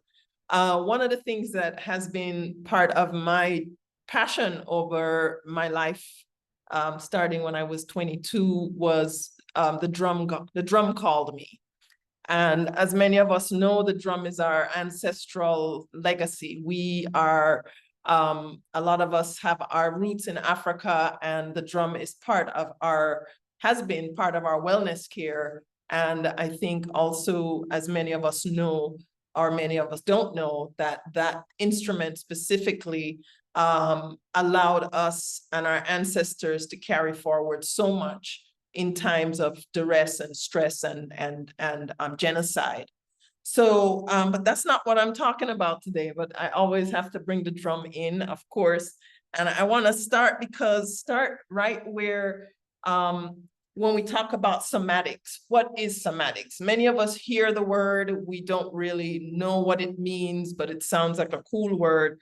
And it's really about affecting, what affects the body, the cells in the body, and those, the cells in the body, inside of our body, we have a somatic nervous system, which is really a subdivision of our peripheral nervous system.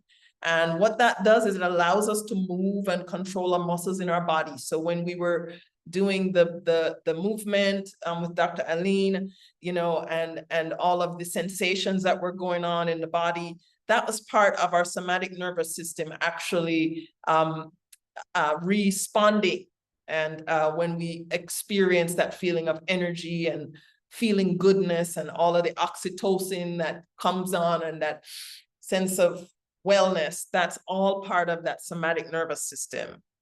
And that somatic nervous system is quite important for any kind of development, from we are infants, from we're inside us in the embryo, all the way till the last breath that we take. That somatic nervous system sends information to the brain that helps us to understand what's moving and growing in the body. So when we get to the space of dementia, one of the things that happens for many of our beloveds is that the somatic nervous system becomes damaged. A lot of us, and not just dementia, but many illnesses that take over our systems, our internal systems. And so some of the side effects of that is shakiness, muscle weakness, tingly sensations, numbness, bladder, bowel dysfunction, sexual dysfunctions, and of course, all of that then also affects the brain. And some of those feelings of numbness is not just in the body itself, but part of what happens with dementia, what I experienced with the folks who I've stewarded with, is there is mucus in the brain that causes that dimming and the forgetfulness and all the different things that happen that other folks have more skill to talk about. So my thought is, once I understood that, I realized that, well, every single thing we do in the body is going to stimulate or it's going to shut down this message that gets sent from from the muscles to the other. So how can we support our beloveds to still be able to experience that sensation that's healing in the body? And for a lot of us, I know that in Jamaica specifically, we see the old people them and we say, no man, make them go on, make them turn over there, man. She just sit down by herself, and you know, they put folks to the corner and to the side and let them sit there and basically quote unquote waste away. And or if they see our folks shaking, they go, oh yeah, man, she can't do nothing, so we're just gonna let it be. And all of those things actually only deteriorate the situation rather than invite in healing.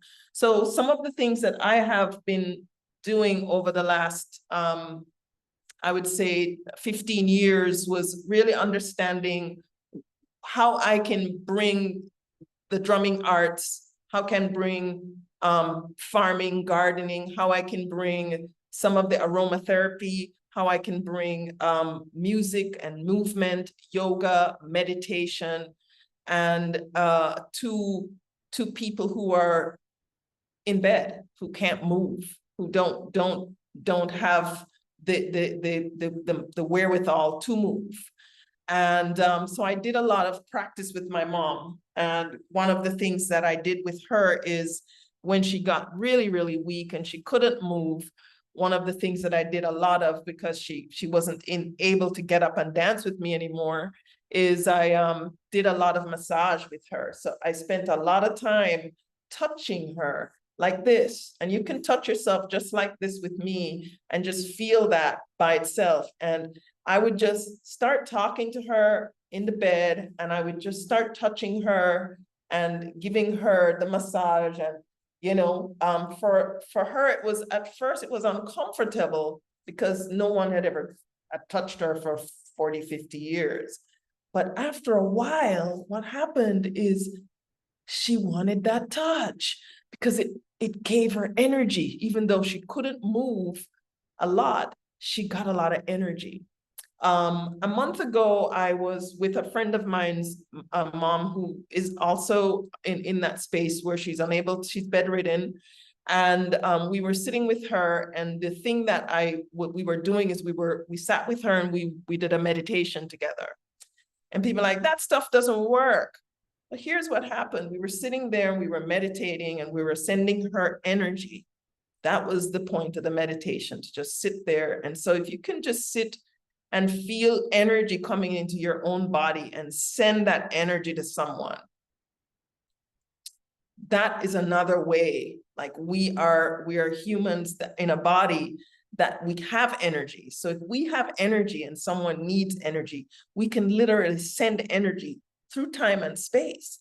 We sat there with her and she was weak, she couldn't move, and she started opening her eyes. And then the thoughts got into me that why don't we had some really beautiful vibrational frequency music on, which is another aspect of again, ways to stimulate the somatic nervous system. And we started playing this music, and this music gave her energy. And then I looked at my friend and I said, why don't we dance for her? Why don't we just dance for her?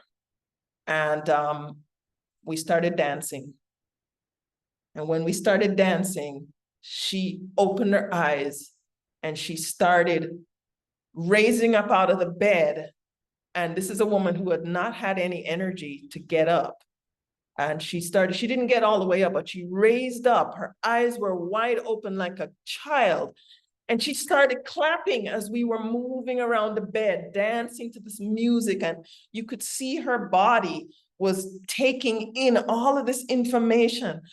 And she was just like, oh, she started talking. She was like, oh, this is good. This is the best. And she got very animated. And just by us moving and us creating a space around her gave her that energy that she needed.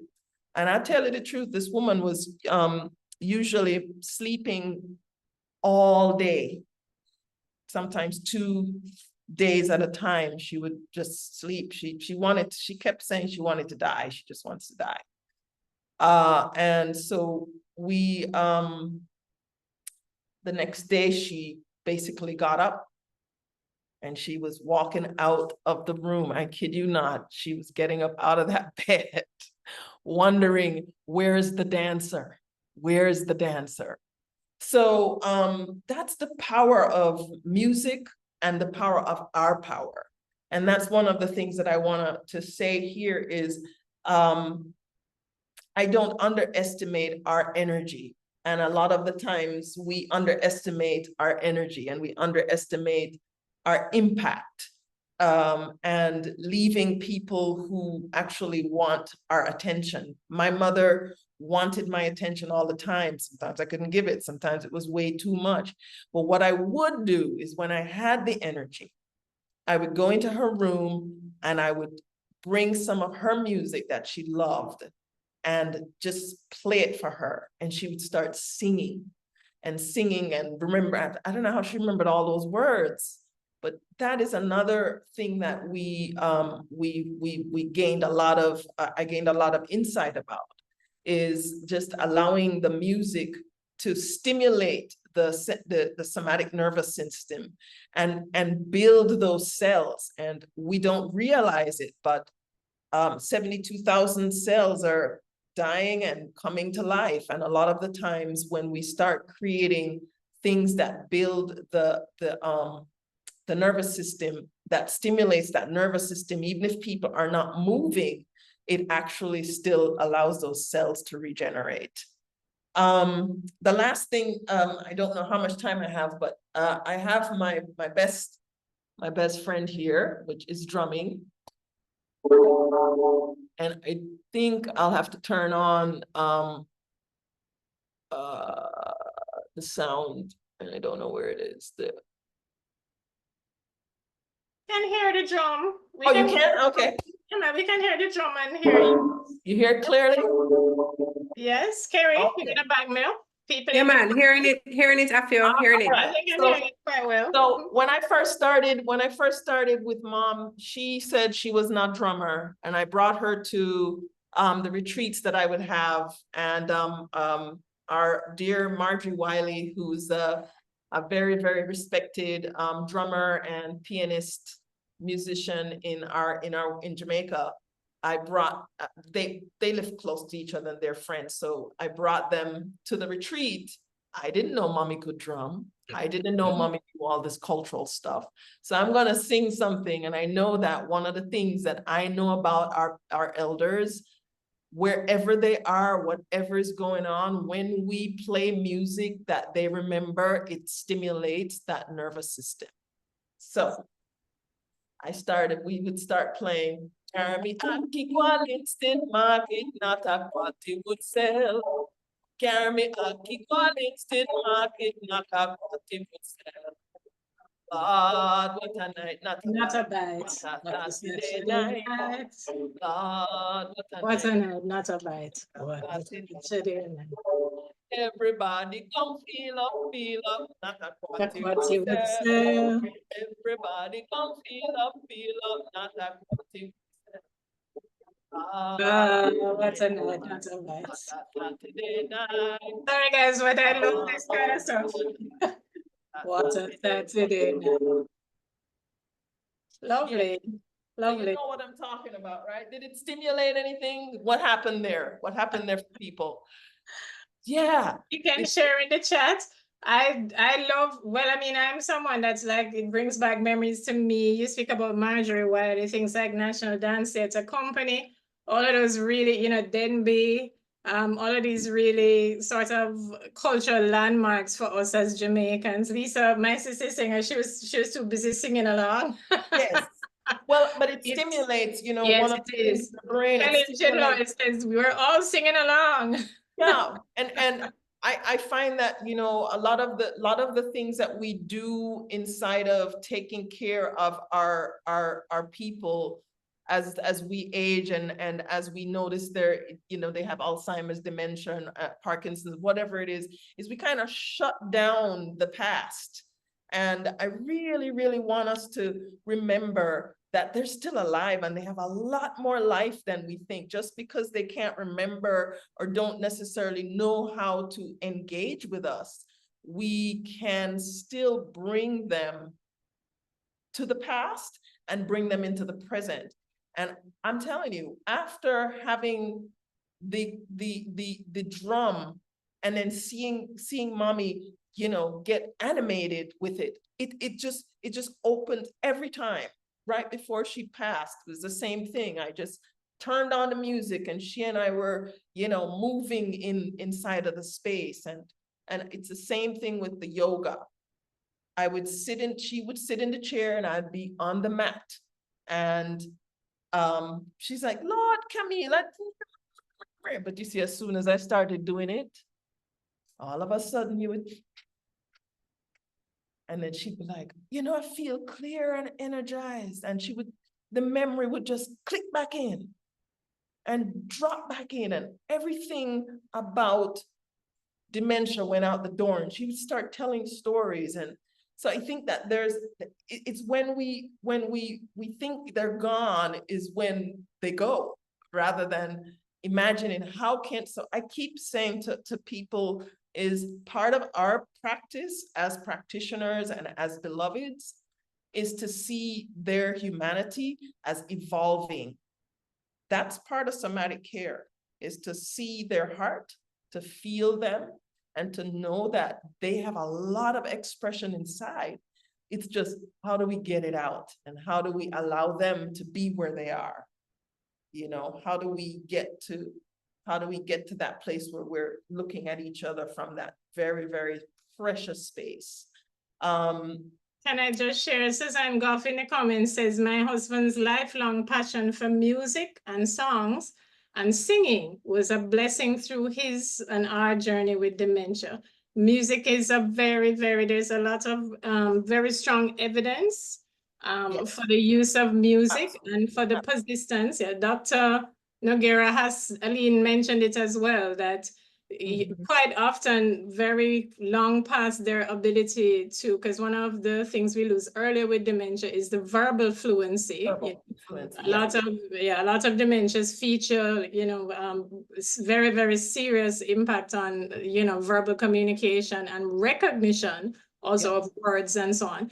But a lot of people, even when they stop speaking, you are able to be verbal at all. They can be completely nonverbal, but will still be able to sing. And there's a lot of strong evidence for the use of music, both because you're talking about things like what we would call reminisce, where we trigger memory through the use of other tactics, you know. And some people, it needs to be said, like every other thing, and we'll talk about that in my presentation, everybody has great memories. But those of us who do have really good memories, you know, it can help them to it can give them access that they didn't have before. And I think it's very interesting to, I think as a culture, what you're talking about, touch. I'm also not my first, but one of the things I am is a physiotherapist. And there can be culturally for us a tremendous resistance to touch. A tremendous resistance to also sort of being emotionally transparent or authentic, or not. Let me not say authentic, because that's a judgment, but sort of just being able to just express authentically what we're feeling and directly what we're feeling. So I think those aspects, being able to sort of, you know, there's a tremendous amount of frustration where we can't communicate. You know, a tremendous amount of anger where we, you know, lots of dementias experience a lot of anger with the, you know, the situation and the environment and so on. So being able to do things like, especially drum, especially, you know, sing, especially, you know, sort of channel these feelings, some of which might be positive, some of which might be negative, if you judge in that way, but to channel all of their feelings is a blessing, you know, and it's a huge opportunity for people who are not necessarily always able to verbally say you know, I'm upset, or I don't like this, or I'm really happy, you know. Yes, So thank you are you. correct. It Yeah. is. Thank you so much for sharing with us, Afia. I don't want to say, are you finished? Because I've interrupted you. I'm sorry. Do you have anything else you want to share before I move on to Kerry? Anyone who knows me knows I'm very chatty. I do. Then thank you for contextualizing. I'm trying to make everything short, so I'm. Of course, yes, as at the time. Because when I think of somatics, I have a very, very wide range of somatics that I work with my clients. Yes. The other thing is, again, I'm thinking about everybody in wherever people are. So I'm going to really make sure that we say that there was a point when, yes, I could put the drum in front of mommy and she could play it. And then there became a point when that wasn't accessible to her. So I played it. And so there's, you know, so it's just a matter of, and okay, so I don't play the drum, but maybe I put on some drum thing, or I put on a music, something that's rhythmic, not necessarily, you know, so the part that I'm trying to make the connection with the somatics is vibrations. Yes. Frequency. That is very important to the cellular, to yes, cellular healing. And so it's not necessary for someone, like I saw somebody say, I'm gonna go out and buy myself a drum. I want to go drum.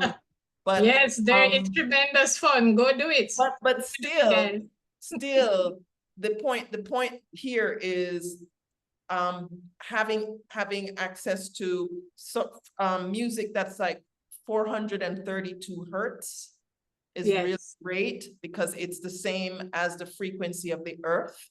And so it's the same as the frequency of the body, 432 hertz. You can also do something that's even at 999 hertz. You can find this stuff on YouTube. There's a million different ones. There are, yes. This music stuff, I would put it on in the background all day long. When I put the music on in the background, no matter what was going on in the front, it changed the dynamics of the space and the people. Something happens. Try it. And the last thing I will say is gardening and farming. Oh yes. Aromatherapy, because those are very, very important to many of our people, because enough of us come from the bush and we like to plant them, and we like to bush this and we bush that, and we love the smells. A lot of the reasons why we love the bush is the smell. It's the aroma. And so with mom, I planted a garden, a farm in her yard, so that she would walk around and experience that every day. In her mind, she made it all, but that's fine with me. She was out there when she could be.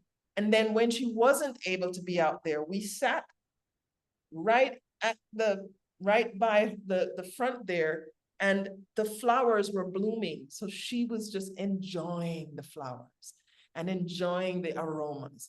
And again, it's that sensorial experience, yes. Really energizing, and it gives people something to think about, to talk about, other than I'm gonna die, you know. A lot are the fuzz, the whatever is going on in the brain that's just you know, just not clear. So there's so many ways that we can support our people to be more somatically engaged, and it starts with us. That's the first thing I'll say. It does not outside of us. So whatever we can do to become more engaged somatically will support our people as well. And that, you know, there's so much more to say, but thank you for this moment. And I look forward to hearing more about, you know, what everyone else is going to talk about, and any questions. I'm here to answer. Does anyone have any questions for Afia? Thank you, Afia. I mean, such a wonderful talk, such a nice, as I said, we were talking about the shift in perception when we're talking about dementia, from thinking, you know, these people are just sort of there and they're not very present, to sort of seeing, you know, who they really are, and also giving them opportunities, bearing in mind the challenges they will have with, among other things, what we would consider to be regular communication, you know, so they, you know, the deterioration in verbal skills particularly, and as I said, even to the point of recognition of words, you know, it's really, really important that we remember that, you know, that it's really just a matter of how to get through to them, which is what I love. It's why I'm happy to have both Afia and Aline, because these are great ways. Let's say you don't want to sit and try to, you know, or, you know, also, I mean, I'm going to just, you know, talk about the elephant in the room here, because I'm very authentic. You know, the difficult relationships, you know, where you and I always say, me and my mom were not super, you know, we kind of were at odds with each other in terms of relationship. We didn't have a very smooth textbook, fantastic relationship. Gracie, it was saying the presentations are too short. I have There's a Gracie, you don't want to sit through longer than this. There's There's a question. Slow onset of dementia. I think one of the things that I'm experiencing with some of my clients who are in their elder years, who are feeling that onset, is I mean, I also do a lot of nutrition stuff, but that's not what we're talking about right now. And his question mentions food, but go for it. The music, the getting that vibrational music, the hertz inside of you every day helps to ground you. That meditation, really sitting and feeling meditation. Yes. You know, yoga. There are lots of ways in which lots of ways to get them basically, you know, what I say, oxidate, send oxygen to the brain. What happens with has another question here, Afia, sorry. So the there are many ways, Noel, to slow the onset of dementia. There's a lot of research on that as well. In addition to, so somatic, you know, approaches can do that. But I would also say to you, if we're talking about trying to slow onset, there are many, many aspects to that. You know, there are things like, for example, a lot of us don't like to necessarily talk about medication, but you do, for some dementias, have cognitive medications that can improve. I would also say to you, things like there are tons of them. Lancet Commission has many, many recommendations for that it would take us way too much time, and Kerry would just exit stage left if we talk about all of those now. But yes, there are ways to, definitely there are ways to slow that. Cognitive stimulating therapy, a lot of that will come in my talk as well when we're talking about challenging behaviors.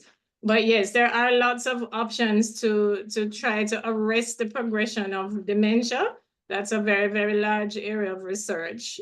Lisa had asked a question on, Lisa was saying, how does the somatic system of the body, and this will be the last question, so Kerry can, because I know Kerry has other big things this week.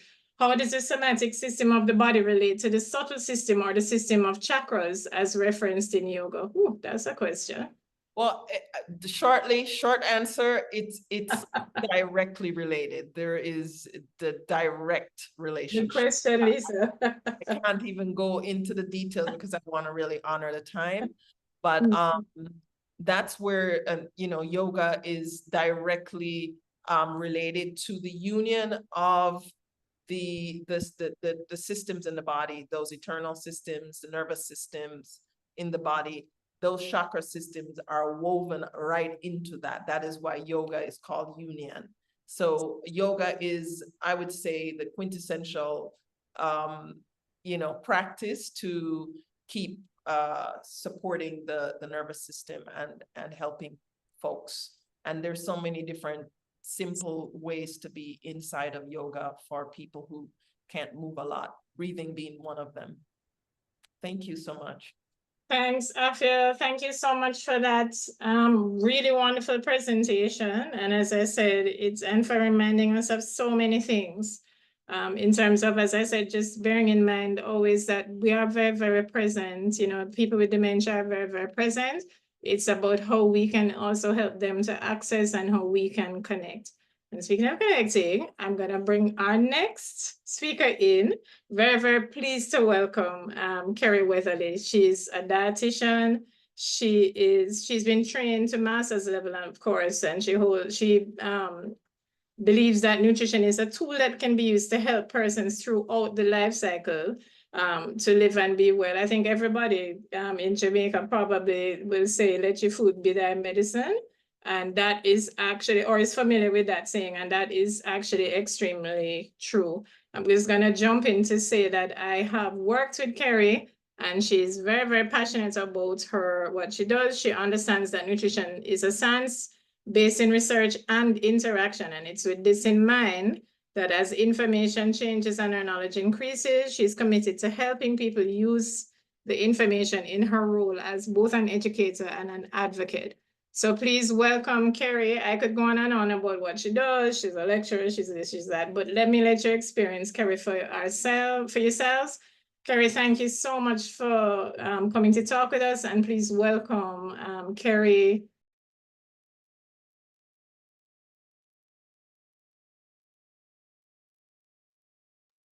Not hearing you, Kerry. I'm not sure if I think you're not mute. You need to unmute.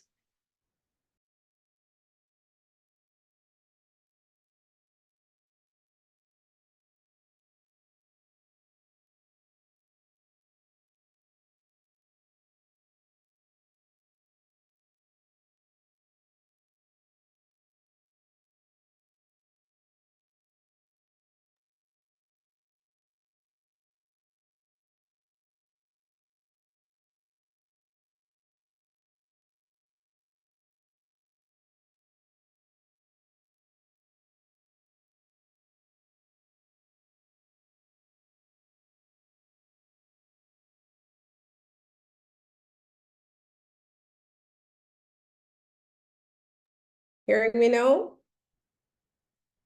Yes, you are. Yes, I'm hearing you very clearly. Thanks, Kerry. Okay. All right. So thank you, Deborah, for that introduction. Thank you, everybody, for being here. I was just saying, while you saw my lips moving, that it's been so edifying to just sit and listen to the many experts in the area of dementia.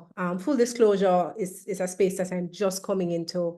So I want to thank Deborah for inviting me and allowing me to have this experience and to be with you in this moment. So today, quickly, you know, we don't want to stay too long, but I just wanted us to check in with our emotions, just to see how we're feeling.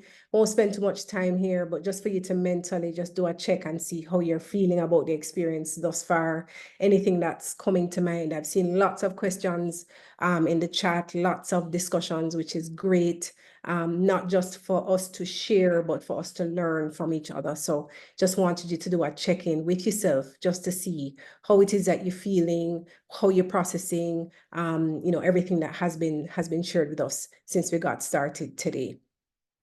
So quickly, what I'm going to seek to do today is just to look at the oral intake of persons who are living with dementia, and just to look at some of the interventions we can use during meal times. And we want to just mention as well strategies that we can utilize with hydration, because we do know that based on, you know, experiences as well as what research has told us, these are some areas that can prove to be challenging. And so we just want to look at them. Of course, feel free, please, to jump in, you know, when we have the opportunity, if you have tried something and it has worked, and share that with us. So some of the challenges that we have when it comes to the nutritional status of persons who are living with dementia is that we may see that there is decreased appetite.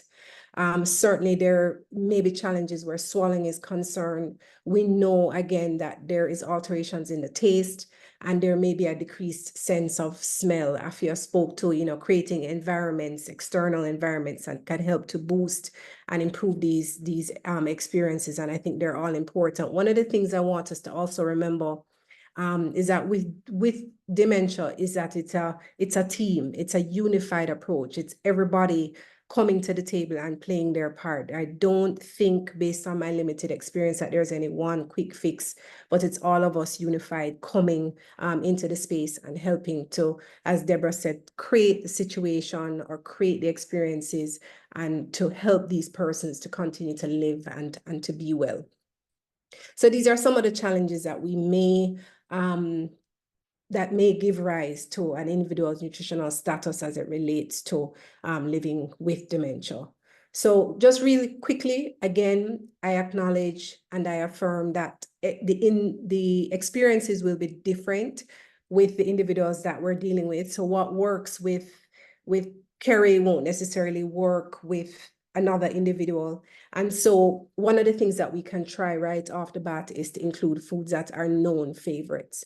So if we know that there are foods that these persons enjoyed, foods that they continue to enjoy, we want to continue to include those to the best of our ability as part of what they're eating.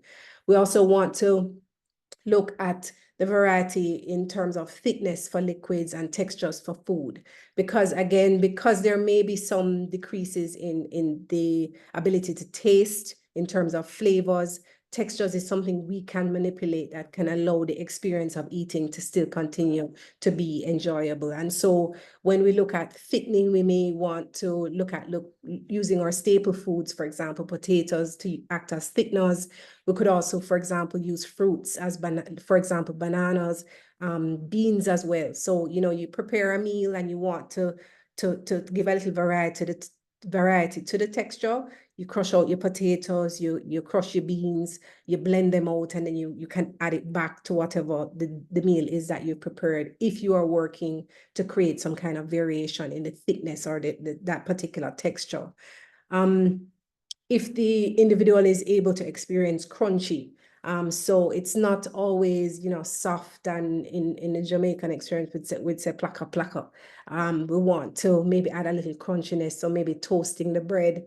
And if fruit is ripe and in season, we can use the soft version of that. But again, the takeaway here really is there may be a decrease in taste, but texture is something we can play with, we can utilize to create, again, that sense of enjoying mealtime. We can increase the flavor of food, so we don't necessarily have to go with the stuff that comes in terms of the packaged or the processed foods. We have things like our civil orange, which lend some amount of the citric flavor. So we can add that in there if we want to create some dimension to what it is that they're having. Spices such as nutmeg. So these are tools that we can utilize during mealtime. Again, you know, making sure or trying to the best of our ability to stay within the realm of things that they enjoy, but also saying, okay, you know, we might want to add something new, so we don't get necessarily stuck in a rut. But because they like something, we can probably include it with something that we're trying for the first time. But the whole point here is really to try and see what works, try and see what they enjoy, and to utilize those items as we plan meals for them. I cannot overemphasize shared meal times. And so when we talk about shared meal times, it's sitting and eating with them, not just feeding them. But we might want to sit with them and have, you know, if it's mealtime, we eat with them. So at this point now, we may, it may be the caregiver, it may be a family, it may be a friend. You know, if there are friends who are in a position to come over, maybe for lunch, or maybe to pop in for breakfast, or maybe to come and have dinner. These are experiences or interventions that we know can help to improve the oral intake of persons who are living with dementia. And they should be encouraged, is what I want to say to us. So as best as we can, I know we're busy, lots of things going on, may not be something we can do all the time or regularly, but it's something I definitely would like to encourage us to try to do with some regularity. As we sit with them, we want to assist them. So the assistance may not necessarily literally be feeding them, but they're watching us eat. The intervention may be to, you know, give them that first forkful or that first spoonful, and then we offer encouragement. So it is, you know, you liking how that tastes, you're enjoying that, and you may have to, you know, in terms of the preparation, maybe cut into small portions so it's easier for them to maneuver and feed themselves. But we certainly want to create a space where they are able to maintain as much autonomy as possible and just create an environment that helps them, as many of our speakers have said today, they continue to flourish and we don't take over for them when they are able to do for themselves. When it comes to hydration, this is a big challenge. We know from the physiological side, and I mean, even if we were to check ourselves, so persons who are not necessarily you know, on that spectrum or maybe even dealing with it, we know that we probably, if I was to just do a quick poll in here, many of us don't drink as much as we should, or have as much water, or have as much fluids as we should. And so therefore, for the person who is living with dementia, it becomes even more of a challenge. So some of the strategies that we can utilize, and I keep saying may include, because I am very aware that there is no one size fits all, and because it works here, it won't necessarily work in another space. So offer water and juice throughout the day with every meal. You may pour a glass, a 4-ounce or a 6-ounce glass. They may only drink half of it. They may only take a few sips. What we want to do here is to offer it at every possible convenience so that they're drinking throughout the day. There are foods that are naturally high in water. Things like, if we think about watermelon, cucumbers, sweet peppers, they have high water content. And so if this is something that we could possibly add to their meal times, this is something we can also utilize. And of course, experiment again with different temperatures. So whereas the taste sensations may be decreased, maybe something warm, maybe something a little cooler, maybe something cold. But again, do some experimentation to see, because we can get frustrated, we can get caught in a rut, but I think if we try to do a little bit of experimentation, it can certainly help to improve the outcomes for these individuals. And I would just like to close by saying, or to wrap up by saying, that it is important to note that this particular phase of life, this particular experience of dementia, is a journey and not a destination. I think this was affirmed by many of the persons who have spoken earlier. So nutritional management is going to be individual. I think this is why spaces like this are important, so we can share and see, you know, if we can get new tools to work with these persons. We need to be flexible. I think it came out in our first presentation. So, you know, you may not be able to get up, and I think Afia spoke to that as well. You may not be able to get up from the chair, get up from the bed, but you can move your arms. Same thing transfers with food. We need to be flexible. So, you know, include things that they may have enjoyed, maybe look at things that could possibly be added to the mix, play with the textures, play with the flavors, and see if we can utilize that to improve intake. And of course, cultural acceptance is important. You know, when we look out there in the research, there's a lot of information in other spaces, and Debra alluded to this when we started this morning. We want to build what's culturally relevant in the Jamaican experience. So for ourselves, just recently I was in a space, Debra spoke of her support group, and there was this one lady who is vegan, and she spoke to just, you know, preparing a particular meal and having a friend come over who is living with dementia, and just the experience, you know, he ate his meal, ate it all off, appeared to have enjoyed it. So we want to make sure that we do, as we look at the information that is out there, we want to try and remember it is within the context of the Jamaican, the Latin American, the Caribbean experience, and bring that to the table as much as we can. So thank you. And any questions or comments, I'm open. That's it from me, Debra. Wow, Kerry, thank you so much. Hopefully I can also stick to the 15 minutes, because I'm conscious that we have been here from 9:30. Thank you very much, Kerry. You've said so much, so very well. Does anyone have any questions for Kerry? Please feel free to share them. We've gotten such nice comments in the chat. You know, emotionally energized is how I feel, Kerry, you had asked. And someone saying, I am, as it were, thankful for the introduction to these insights.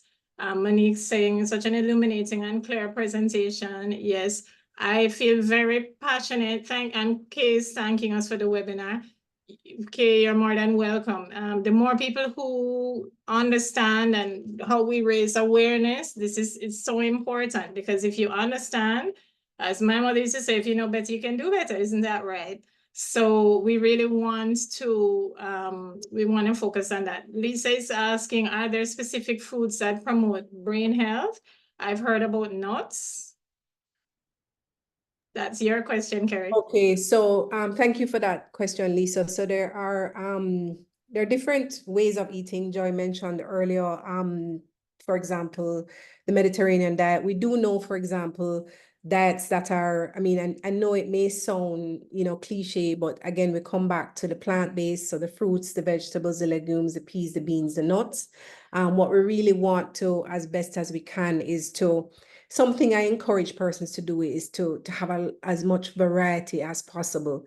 I mean, I even advocate and tell persons who are, say, for example, meat eaters, I'll say to them, you know, if you usually eat a leg and a thigh, leave off one piece, whether the leg or the thigh, and add a portion of beans or legumes as another source of protein to the meal. The more variety and the more you can eat plant-based, we do know that there is benefit that comes from that. So if that would be my one takeaway. I'm very wary of, you know, necessarily pointing out specific foods, but I do know that the research that I've been exposed to and in interacting with persons, variety and going more to the plant side, to the plant-based side, which I said would be your fruits, your vegetables, your legumes, which is your peas, beans, your nuts, your seeds, and color. You know, lots of color is important, which is why, for example, with a person living with dementia, we can play with the textures, and, you know, while they may not be able to, you know, swallow or chew, we can maybe soften or smooth out to help them to get these foods into their system. And to have the experience. I think one of the ways to remember is to say, eat the rainbow. Lisa, who is asking this question, says it all the time to me, because I would stick to like the 5. I like to eat, you know, like the 5 fruits every morning in a juice because I'm in a rush. And Lisa always tells me, eat the rainbow. You know, you have to eat, you know, and that's a quick, easy way to remember. Plant-based is something I think we don't speak enough about in Jamaica in terms of how much value it has. I can say I'm a confirmed meat lover, but making sure that I intentionally make more space on my plate for the plant-based aspects of my diet, really, I can personally say has made a huge difference. Also just honestly in how calm I am, because I think everybody can say I'm quite a high energy person. How calm I am, how clear I am mentally. I can't say enough about really give it some consideration. You know, if you can increase the space on your plate for the plant-based options, if you can snack differently as well. I love cheese tricks, guys. I love them. But there are some really great ways to squeeze in nutrition in snacks. Suzanne in the chat, thank you, Suzanne. I saw that wonderful comment about hydration, because she's like, it's so hot, especially the last couple of days are unbearable, if you ask me. And Suzanne makes a point about hydration in terms of increasing fluid intake in hot times. Thank you for that. And I would also want to say particularly that for dementias, dehydration really, really increases confusion. And we want to remember, particularly with our dementias, as Kerry, you know, said very early on, you know, you want to make sure that that fluid intake is there, easily accessible and, you know, attractive to them. Let me just check quickly for if there's anyone else has any other questions for Kerry, let her know, because I think Kerry's been, you know, really wonderful about staying, but she might be exiting after this. So if anyone has any more questions, I'm just checking the chat one last time, and then we'll move on. Lisa is thanking you for the value of your talk. Connie Foster, who I know Connie. Hi, Connie. Connie's thanking you as well, and Afia for the great information, because I don't think enough is said about nutrition and diet generally, you know, and it is important for us to remember that that's a huge aspect. Okay, so we're on to the last talk. Everybody's saying awesome presentation, thank you. So you'll be getting a lot of thanks. We're on to the last presentation now. Thank you so much, Kerry. And that's my presentation on challenging behaviors in dementia. So let's see if I can share my window here. And then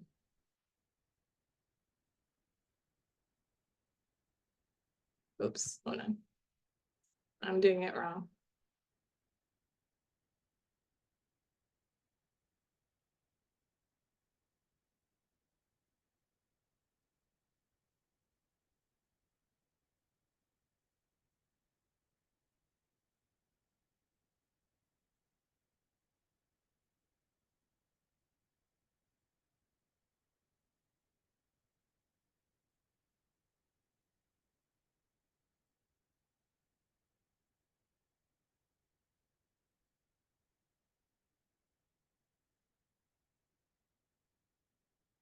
So I'm hoping that's right. So I figured we'd all be really bored at this time of day and really hanging on by a thread. So I've included some animations that hopefully will kind of keep you awake for the timing. Let me just set my timer so that I'm conscious and I don't keep you, ladies and gentlemen, too long, because I do intend to stick to exactly the 15 minutes with this talk. So we're looking at challenging behaviors in dementia. For those of you who don't know, I'm Debra Callender, registered physical therapist, certified dementia practitioner. I hold an MSc in dementia studies. And we're going to, just as an overview of the talk, we're going to talk about what they are, what is challenging behaviors in dementia, what are the types, the causes, and what could be effective responses. Okay, so challenging behaviors, what are they? I've included two definitions here, which is, there are a heterogeneous group of symptoms and signs of disturbed perception, thought content, mood, or behavior that frequently occur in patients with dementia. Again, another definition, heterogeneous group of non-cognitive symptoms and behaviors that occur in subjects with dementia. Lots of big words that really are saying essentially that it's a really huge variety of symptoms and behaviors that are symptomatic of the fact that people living with dementia do have altered perception, altered thought content, may have mood and behavior changes that we do need to, we do need to be aware of.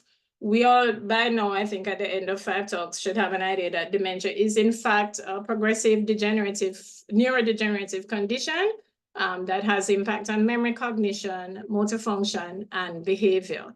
It's more unusual to not have had challenging behaviors with dementia than to have had them. Generally, the estimate is that 90% of people living with dementia will have some experience of what we call BPSD or challenging behaviors over the course of their dementia. It's actually less in what we call community dwelling dementias. In research, anywhere between 56 and 98%, compared to nursing homes, where it's usually somewhere between 91 and 98% of residents that are going to have some experience of challenging behavior. Okay, so better to keep, we're always wanting to say it is very challenging to do, but we're always wanting to say it is always better as long as possible to keep our people living with dementia at home and in their community environments as averse to institutionalizing them insofar as that is possible, because it is of course not always possible. Another important thing to say about challenging behaviors is even in the early stages, the early transitional stages, even in mild cognitive impairment, it is still quite common. So it's not just in dementia, but also in the prodromal, the precursor stages, it is still really, really common to have to have an experience of some kind of challenging behavior. It's important to talk about this because this is not really included in the defining criteria for dementia. Even though if I were talking to a doctor, we have the DSM, the Diagnostic and Statistical Manual, which is a psychiatric manual where you could, between the accesses, add additional criteria. but it's not really included. So I think a lot of people are blindsided by the fact that this also occurs with dementia until it's occurring, you know, in their home. Okay. It's also important to discuss because it is associated with the progression of dementia. So where we see escalations in behavior, it can be indicative of the progression of the condition as well. Obviously, the biggest reason, one of the reasons I have a support group is because this causes tremendous suffering, both for the person living with dementia and for the caregiver, and increased burden for the caregiver. It is very difficult to be at home all day with someone who has a lot of behavioral patterns that perhaps you don't understand, and you have no idea what, you know, you don't have any tools to address that. And also because these behaviors, they give us increased risk of secondary complications like falls, you know, emergency room visits, which are extremely, you know, terrible and stressful. And of course, also increase the tendency to institutionalize people living with dementia, simply because, you know, it is very difficult. Sorry, I'm trying to progress my slide, but it's not working. Right, it's working now. So we're going to talk about types of challenging behaviors in two ways. So, you know, there are categories that challenging behaviors fall into, the psychopathological. Basically, we're just talking about things like, you know, depression, apathy, and, you know, excessive indifference, apathy, excessive happiness, you know, elated mood, both of which also tend to be accompanied by, you know, irritability, this very sort of hyper responsiveness, and what we would call lability as well, which is just this, you know, like extremely fluctuating emotional expression, you know, lots of crying, lots of laughing, lots of sudden changes between emotional states as well. There's the perceptual aspects of challenging behaviors where we have illusions, we have hallucinations. Seeing things, which can be a product of, you know, physical environment, but it can also be a product of it can be a product of stuff happening with or without physical stimuli is what I should say. And hallucinations, where people believe that they are seeing things that the rest of us are not appreciating at the moment in the environment. Oftentimes very well constructed, very well detailed hallucinations in the case of some of our dementias like Lewy body. We also have, which is not really said often, the fact that we have these disturbed motor function issues. So people may have this, you know, really, really slowed motion and ability to move, or they can be really, really hyperactive, moving very quickly, speaking very quickly as well. And then we have our friend agitation, very, very common, where we are having this, you know, verbal expression or vocal expression if they're not able to construct sentences anymore, as well as motor, so walking around and verbalizing at the same time, and sort of doing it in a way that is not very organized, extremely constant. And oftentimes fairly repetitive, and accompanied by, you know, maybe the desire to go somewhere or to what we call elope, you know, to exit the premises, etc. Sleep disturbances are obviously huge, and another set of challenging behaviors: sleeping too much, hypersomnia; sleeping too little, insomnia; having that reverse sleep cycle that many caregivers here are very familiar with, where we're sleeping in the day and we're wide awake all night when the rest of us want to sleep. Fragmented sleep, where we are frequently getting up and frequently disturbing ourselves and everyone else during the night. And REM sleep disorder, which is an extremely memorable experience, where the person is moving around in the bed a lot, might kick you out of the bed, might fall out of the bed themselves if we're not careful. Appetite and eating behaviors as well. We can have things like eating too much or eating too little, hyperphagia, anorexia are the technical terms, or developing a preference with our brain changes for particular foods. I've put a list here. So for those of us who all of that was like, well, that's a lot of big words. you know, there's a whole other additional set of challenging behaviors that, you know, hoarding, disrobing, swearing, repetition, that will fit those categories, but most of us will recognize this paranoia, suspicion, apathy, pacing, withdrawal, anger, inappropriate sexual behaviors, physical and verbal aggression, and obsessive compulsive behavior, those repetitive behaviors. So where does all of this come from? What we're going to call a big word, ethiopathology. It really is just talking about, you know, what's the origin of all of this.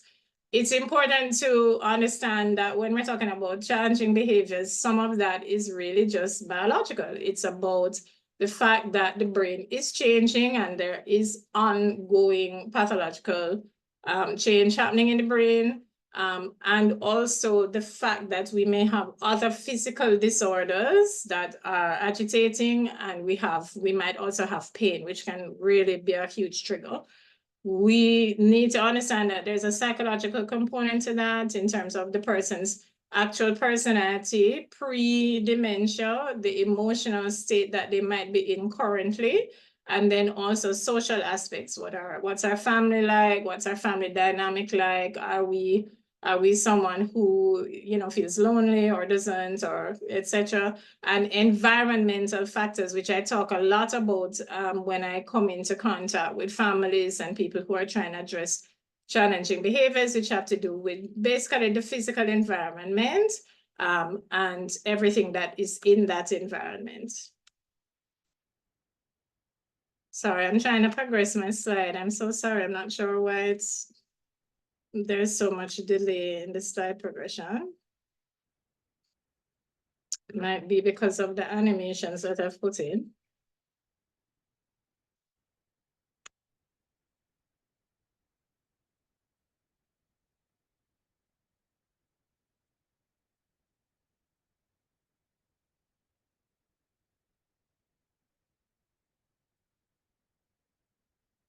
Okay, here we are. Sorry, now we've advanced too far. This is a nice diagram of everything that I've said. So there are patient factors, some of which can be adjusted, some of which can't be adjusted, and environmental factors, you know, pain, unmet needs, to name a few, the type of dementia itself, the kind of personality and life history in the environment, understanding of the condition, the caregiver's level of tolerance and distress, whether they're over or understimulated, the level of knowledge that the caregiver has, the amount of attention they're able to give, and the quality of it, major life events, and family dynamics. So these two categories, I'm really oversimplifying here so that you can understand how many things go into the development of behavioral and psychological symptoms, BPSD, also known as challenging behaviors, right? So, and we need to talk about the fact that at various stages of the dementia, there can be, you know, various reasons why these behaviors can come out. At first, in the early stages, it may be about trying to maintain control of things. As we progress, you know, they can become more pronounced in their efforts to sort of control their environment and have a little more agency. And in the very late stages, of course, or in the later stages, or wherever the communication changes begin to become very apparent, they can cause a level of frustration that can come out as behaviors since they're not able to express it in any other way. So let's just run through our effective responses. So they're professional responses, you know, and right now I'm going to just really talk about our psychopharmacotherapy, which is the use basically of the antipsychotic level of drug. Should not be first choice, where we're trying to keep people quiet, where we're trying to calm them down, where we are trying to deal with any challenging behavior. Medicating it is really not the first choice in research or in policy. And also that is because that carries obviously the risk of serious side effects. Where it is used, because it will sometimes have to be used, it should be monitored and withdrawn. As you know, withdrawn, it's meant for short-term use, not for the person to be left on it indefinitely. We should use the cognitive medications where they are appropriate and where they, you know, because not every subtype of dementia does have medications that promote cognition. And we need to manage, enough cannot be said about their comorbidities, including their pain. Pain is a really, really big trigger for acting out for challenging behaviors. There's a piece of research where everyone on a ward was given aspirin and a lot of the challenging behaviors went away. So again, moving on with our responses, you know, we want to make sure that we are educating both the person living with dementia and the caregiver. And where we are doing this as an intervention, we should be focusing on, you know, the stressful events, managing the day-to-day issues that caregivers and the person living with dementia have. That has been shown to decrease a great deal the challenging behaviors. We also want to make sure we're addressing their immediate needs. So, you know, if someone needs to use the bathroom right now, if they're hungry, if they're cold or too hot or something, you know, we need to make sure that we've addressed that. We need to make sure they're getting adequate physical activity. The dementias that I manage, I suggest that they're walked at least twice a day by whichever caregiver is present. We need to pay attention to sensory stimulation and music. So, you know, music is a very big, it has very strong evidence, and we've discussed that already, but there are also other senses, you know, there's taste, there's sight, there's touch. Touch particularly can really, you know, soft, hard, different textures, scented crystals, lots of things, lots of, you know, lots of stimulation of our various senses. Don't forget, we can hear, yes, so music is important, but we also see, we smell, we taste, and we touch. So use those things and introduce pleasant stimuli to the senses. Cognitive stimulation therapy, which I am trained in, is there's a lot of evidence for the use of CST as well, and the fact that it has a relationship with the person living with dementia's well-being and their sense of, you know, calmness. It does help to decrease the behaviors. Validation therapy. Not arguing with them, entering into their reality, allowing them to express themselves, which is validation, which all of my speakers have spoken about today, allowing them to express themselves, not introducing an environment of judgment or of, you know, giving them the sense that they're not allowed to say or do certain things because it upsets the caregiver, etc. Reminisce therapy, where the person does not have traumatic association with memory. Light therapy, melatonin, which is, light therapy is about, you know, making sure that in the daytime they are exposed to light. The use of melatonin, which promotes the regulation of sleep cycle. And a lot of caregivers really should consider psychotherapeutic interventions for themselves and for family counseling, because sometimes our family dynamics and also the level of stress we're under, not just from caregiving, sometimes our natural native personalities and all of that might make the experience of challenging behaviors, you know, very difficult, okay? So just giving you, while I close, some very, very specific to the caregivers, what you can take and use today. Practice some empathy and patience. I know that everybody tells you this, and I know that it's very hard, but try to understand things from their perspective. Try to have a patient-centered approach. What do they want? What are they interested in? Ask them, talk to them, involve them in their decision-making as much as you can. And, you know, decision-making for, you know, what do you want to wear today? You know, what do you want to eat? You know, give them 2 choices. Don't give them too many because you'll be there all day, but give them 2 choices so that they have a sense of control and involvement. Respect modified environment by respecting their feedback. Noisy environments, clutter, too many people, too much talking can be really, really very stressful. People living with dementia, they gradually lose the ability to filter out background noise. So if your air conditioner, your fan is noisy, if someone's talking in the corner of the room and someone is also talking to them, you know, it's very pressuring and stressful for them. Acknowledge their feelings, validation, which it's tied in with empathy and patience. let them be where they are. If they're sad, you know, say, I'm sorry that you're sad today. That must be tough. Do you want to talk about it? Or whoever the caregiver is, you know, acknowledge it. Don't try to say, oh, feel better, or don't be so sad, or don't dismiss what they're feeling, whether it's what you see as a negative or a positive feeling. Allow them to have that.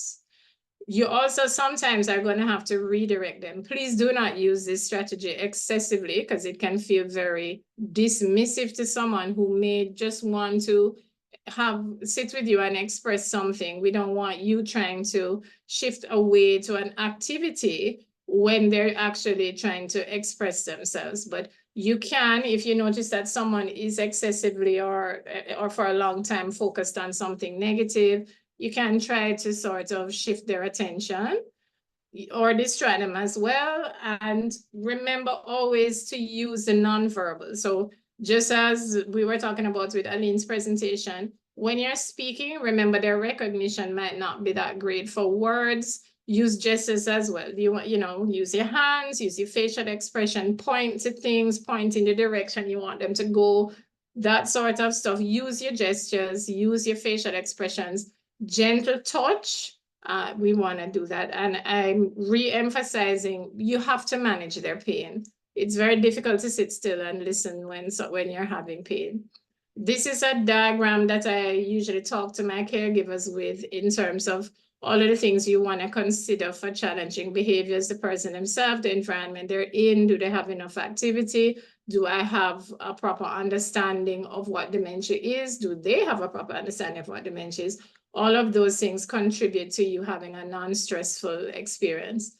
In conclusion, the takeaways I would love you to have: not all causes of challenging behaviors are modifiable, but we can still do a lot about it. Try to be patient-centered. So, you know, use strategies and also use professional help. Sometimes, unfortunately, we ourselves are the trigger for the challenging behavior. And sometimes another professional coming in can get things done in an effective way or help you to understand how things like your body language and your environment might be triggering for the person. And also, please carefully, if we are using any sort of psychotherapeutics, carefully consider these. Make sure that we are monitoring and withdrawing them as soon as possible, okay? Follow me. Thank you for listening to me. Here are all my social media linkages. So you can always get access to me and my clips and everything. Sorry I ran over time, but I hope that that was informative. Does anybody have any questions for me?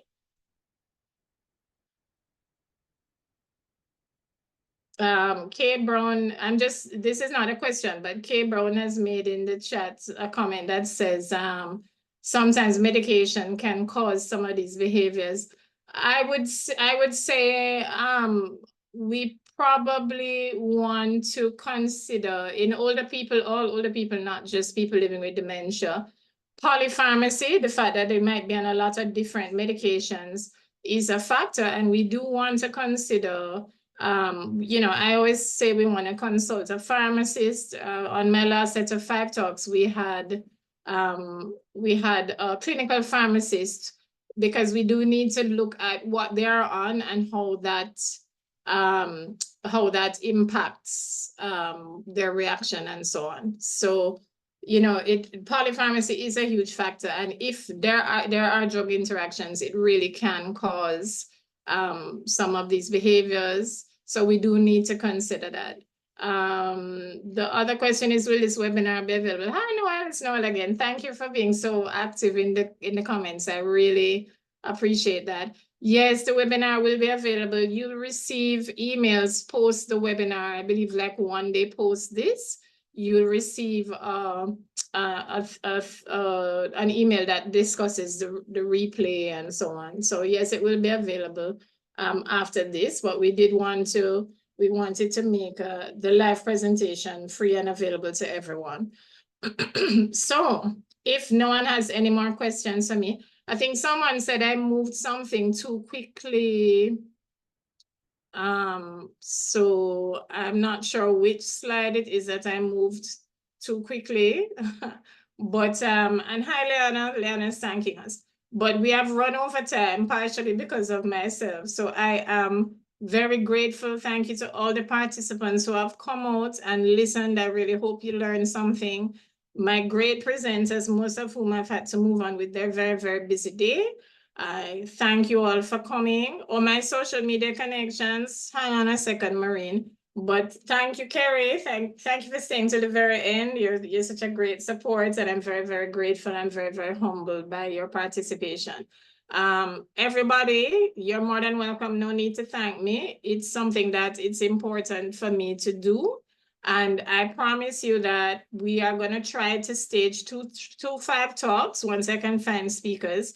The next one would be in September. The aromatherapy talk we missed today, we'll make an effort to stage that at the next 5 talks in September. So I'm going to, let me just see if I can share that last screen again. So that everyone can look at my social media. Follow me, follow me, follow me. I do a lot of clips and a lot of other things. So you can, if you follow me on any of these things, you'll get a lot of information on dementia as well. So I'm going to leave that for a minute. I want to thank everyone for coming. This is the end of the part 2 of Dementia Caribbean 5 Talks for the Caribbean. I see some little additions in the chat. I don't want to miss anybody's questions. So I'm just checking the chat. You're welcome. You're welcome, guys. Thank you so much. Thank you so much for coming. I'm just making sure I'm not missing anybody's questions because that would be a disaster. No, I'm not. All right. So thank you, guys. Thank you for thanking me. Thank you for being here. Hope you learned something new. Gonna stop my screen share now. And I'm gonna bid everybody have a great rest of your day, and I'm gonna close the webinar now. So thank everybody for coming. Take care. See you in September, God willing. Bye-bye.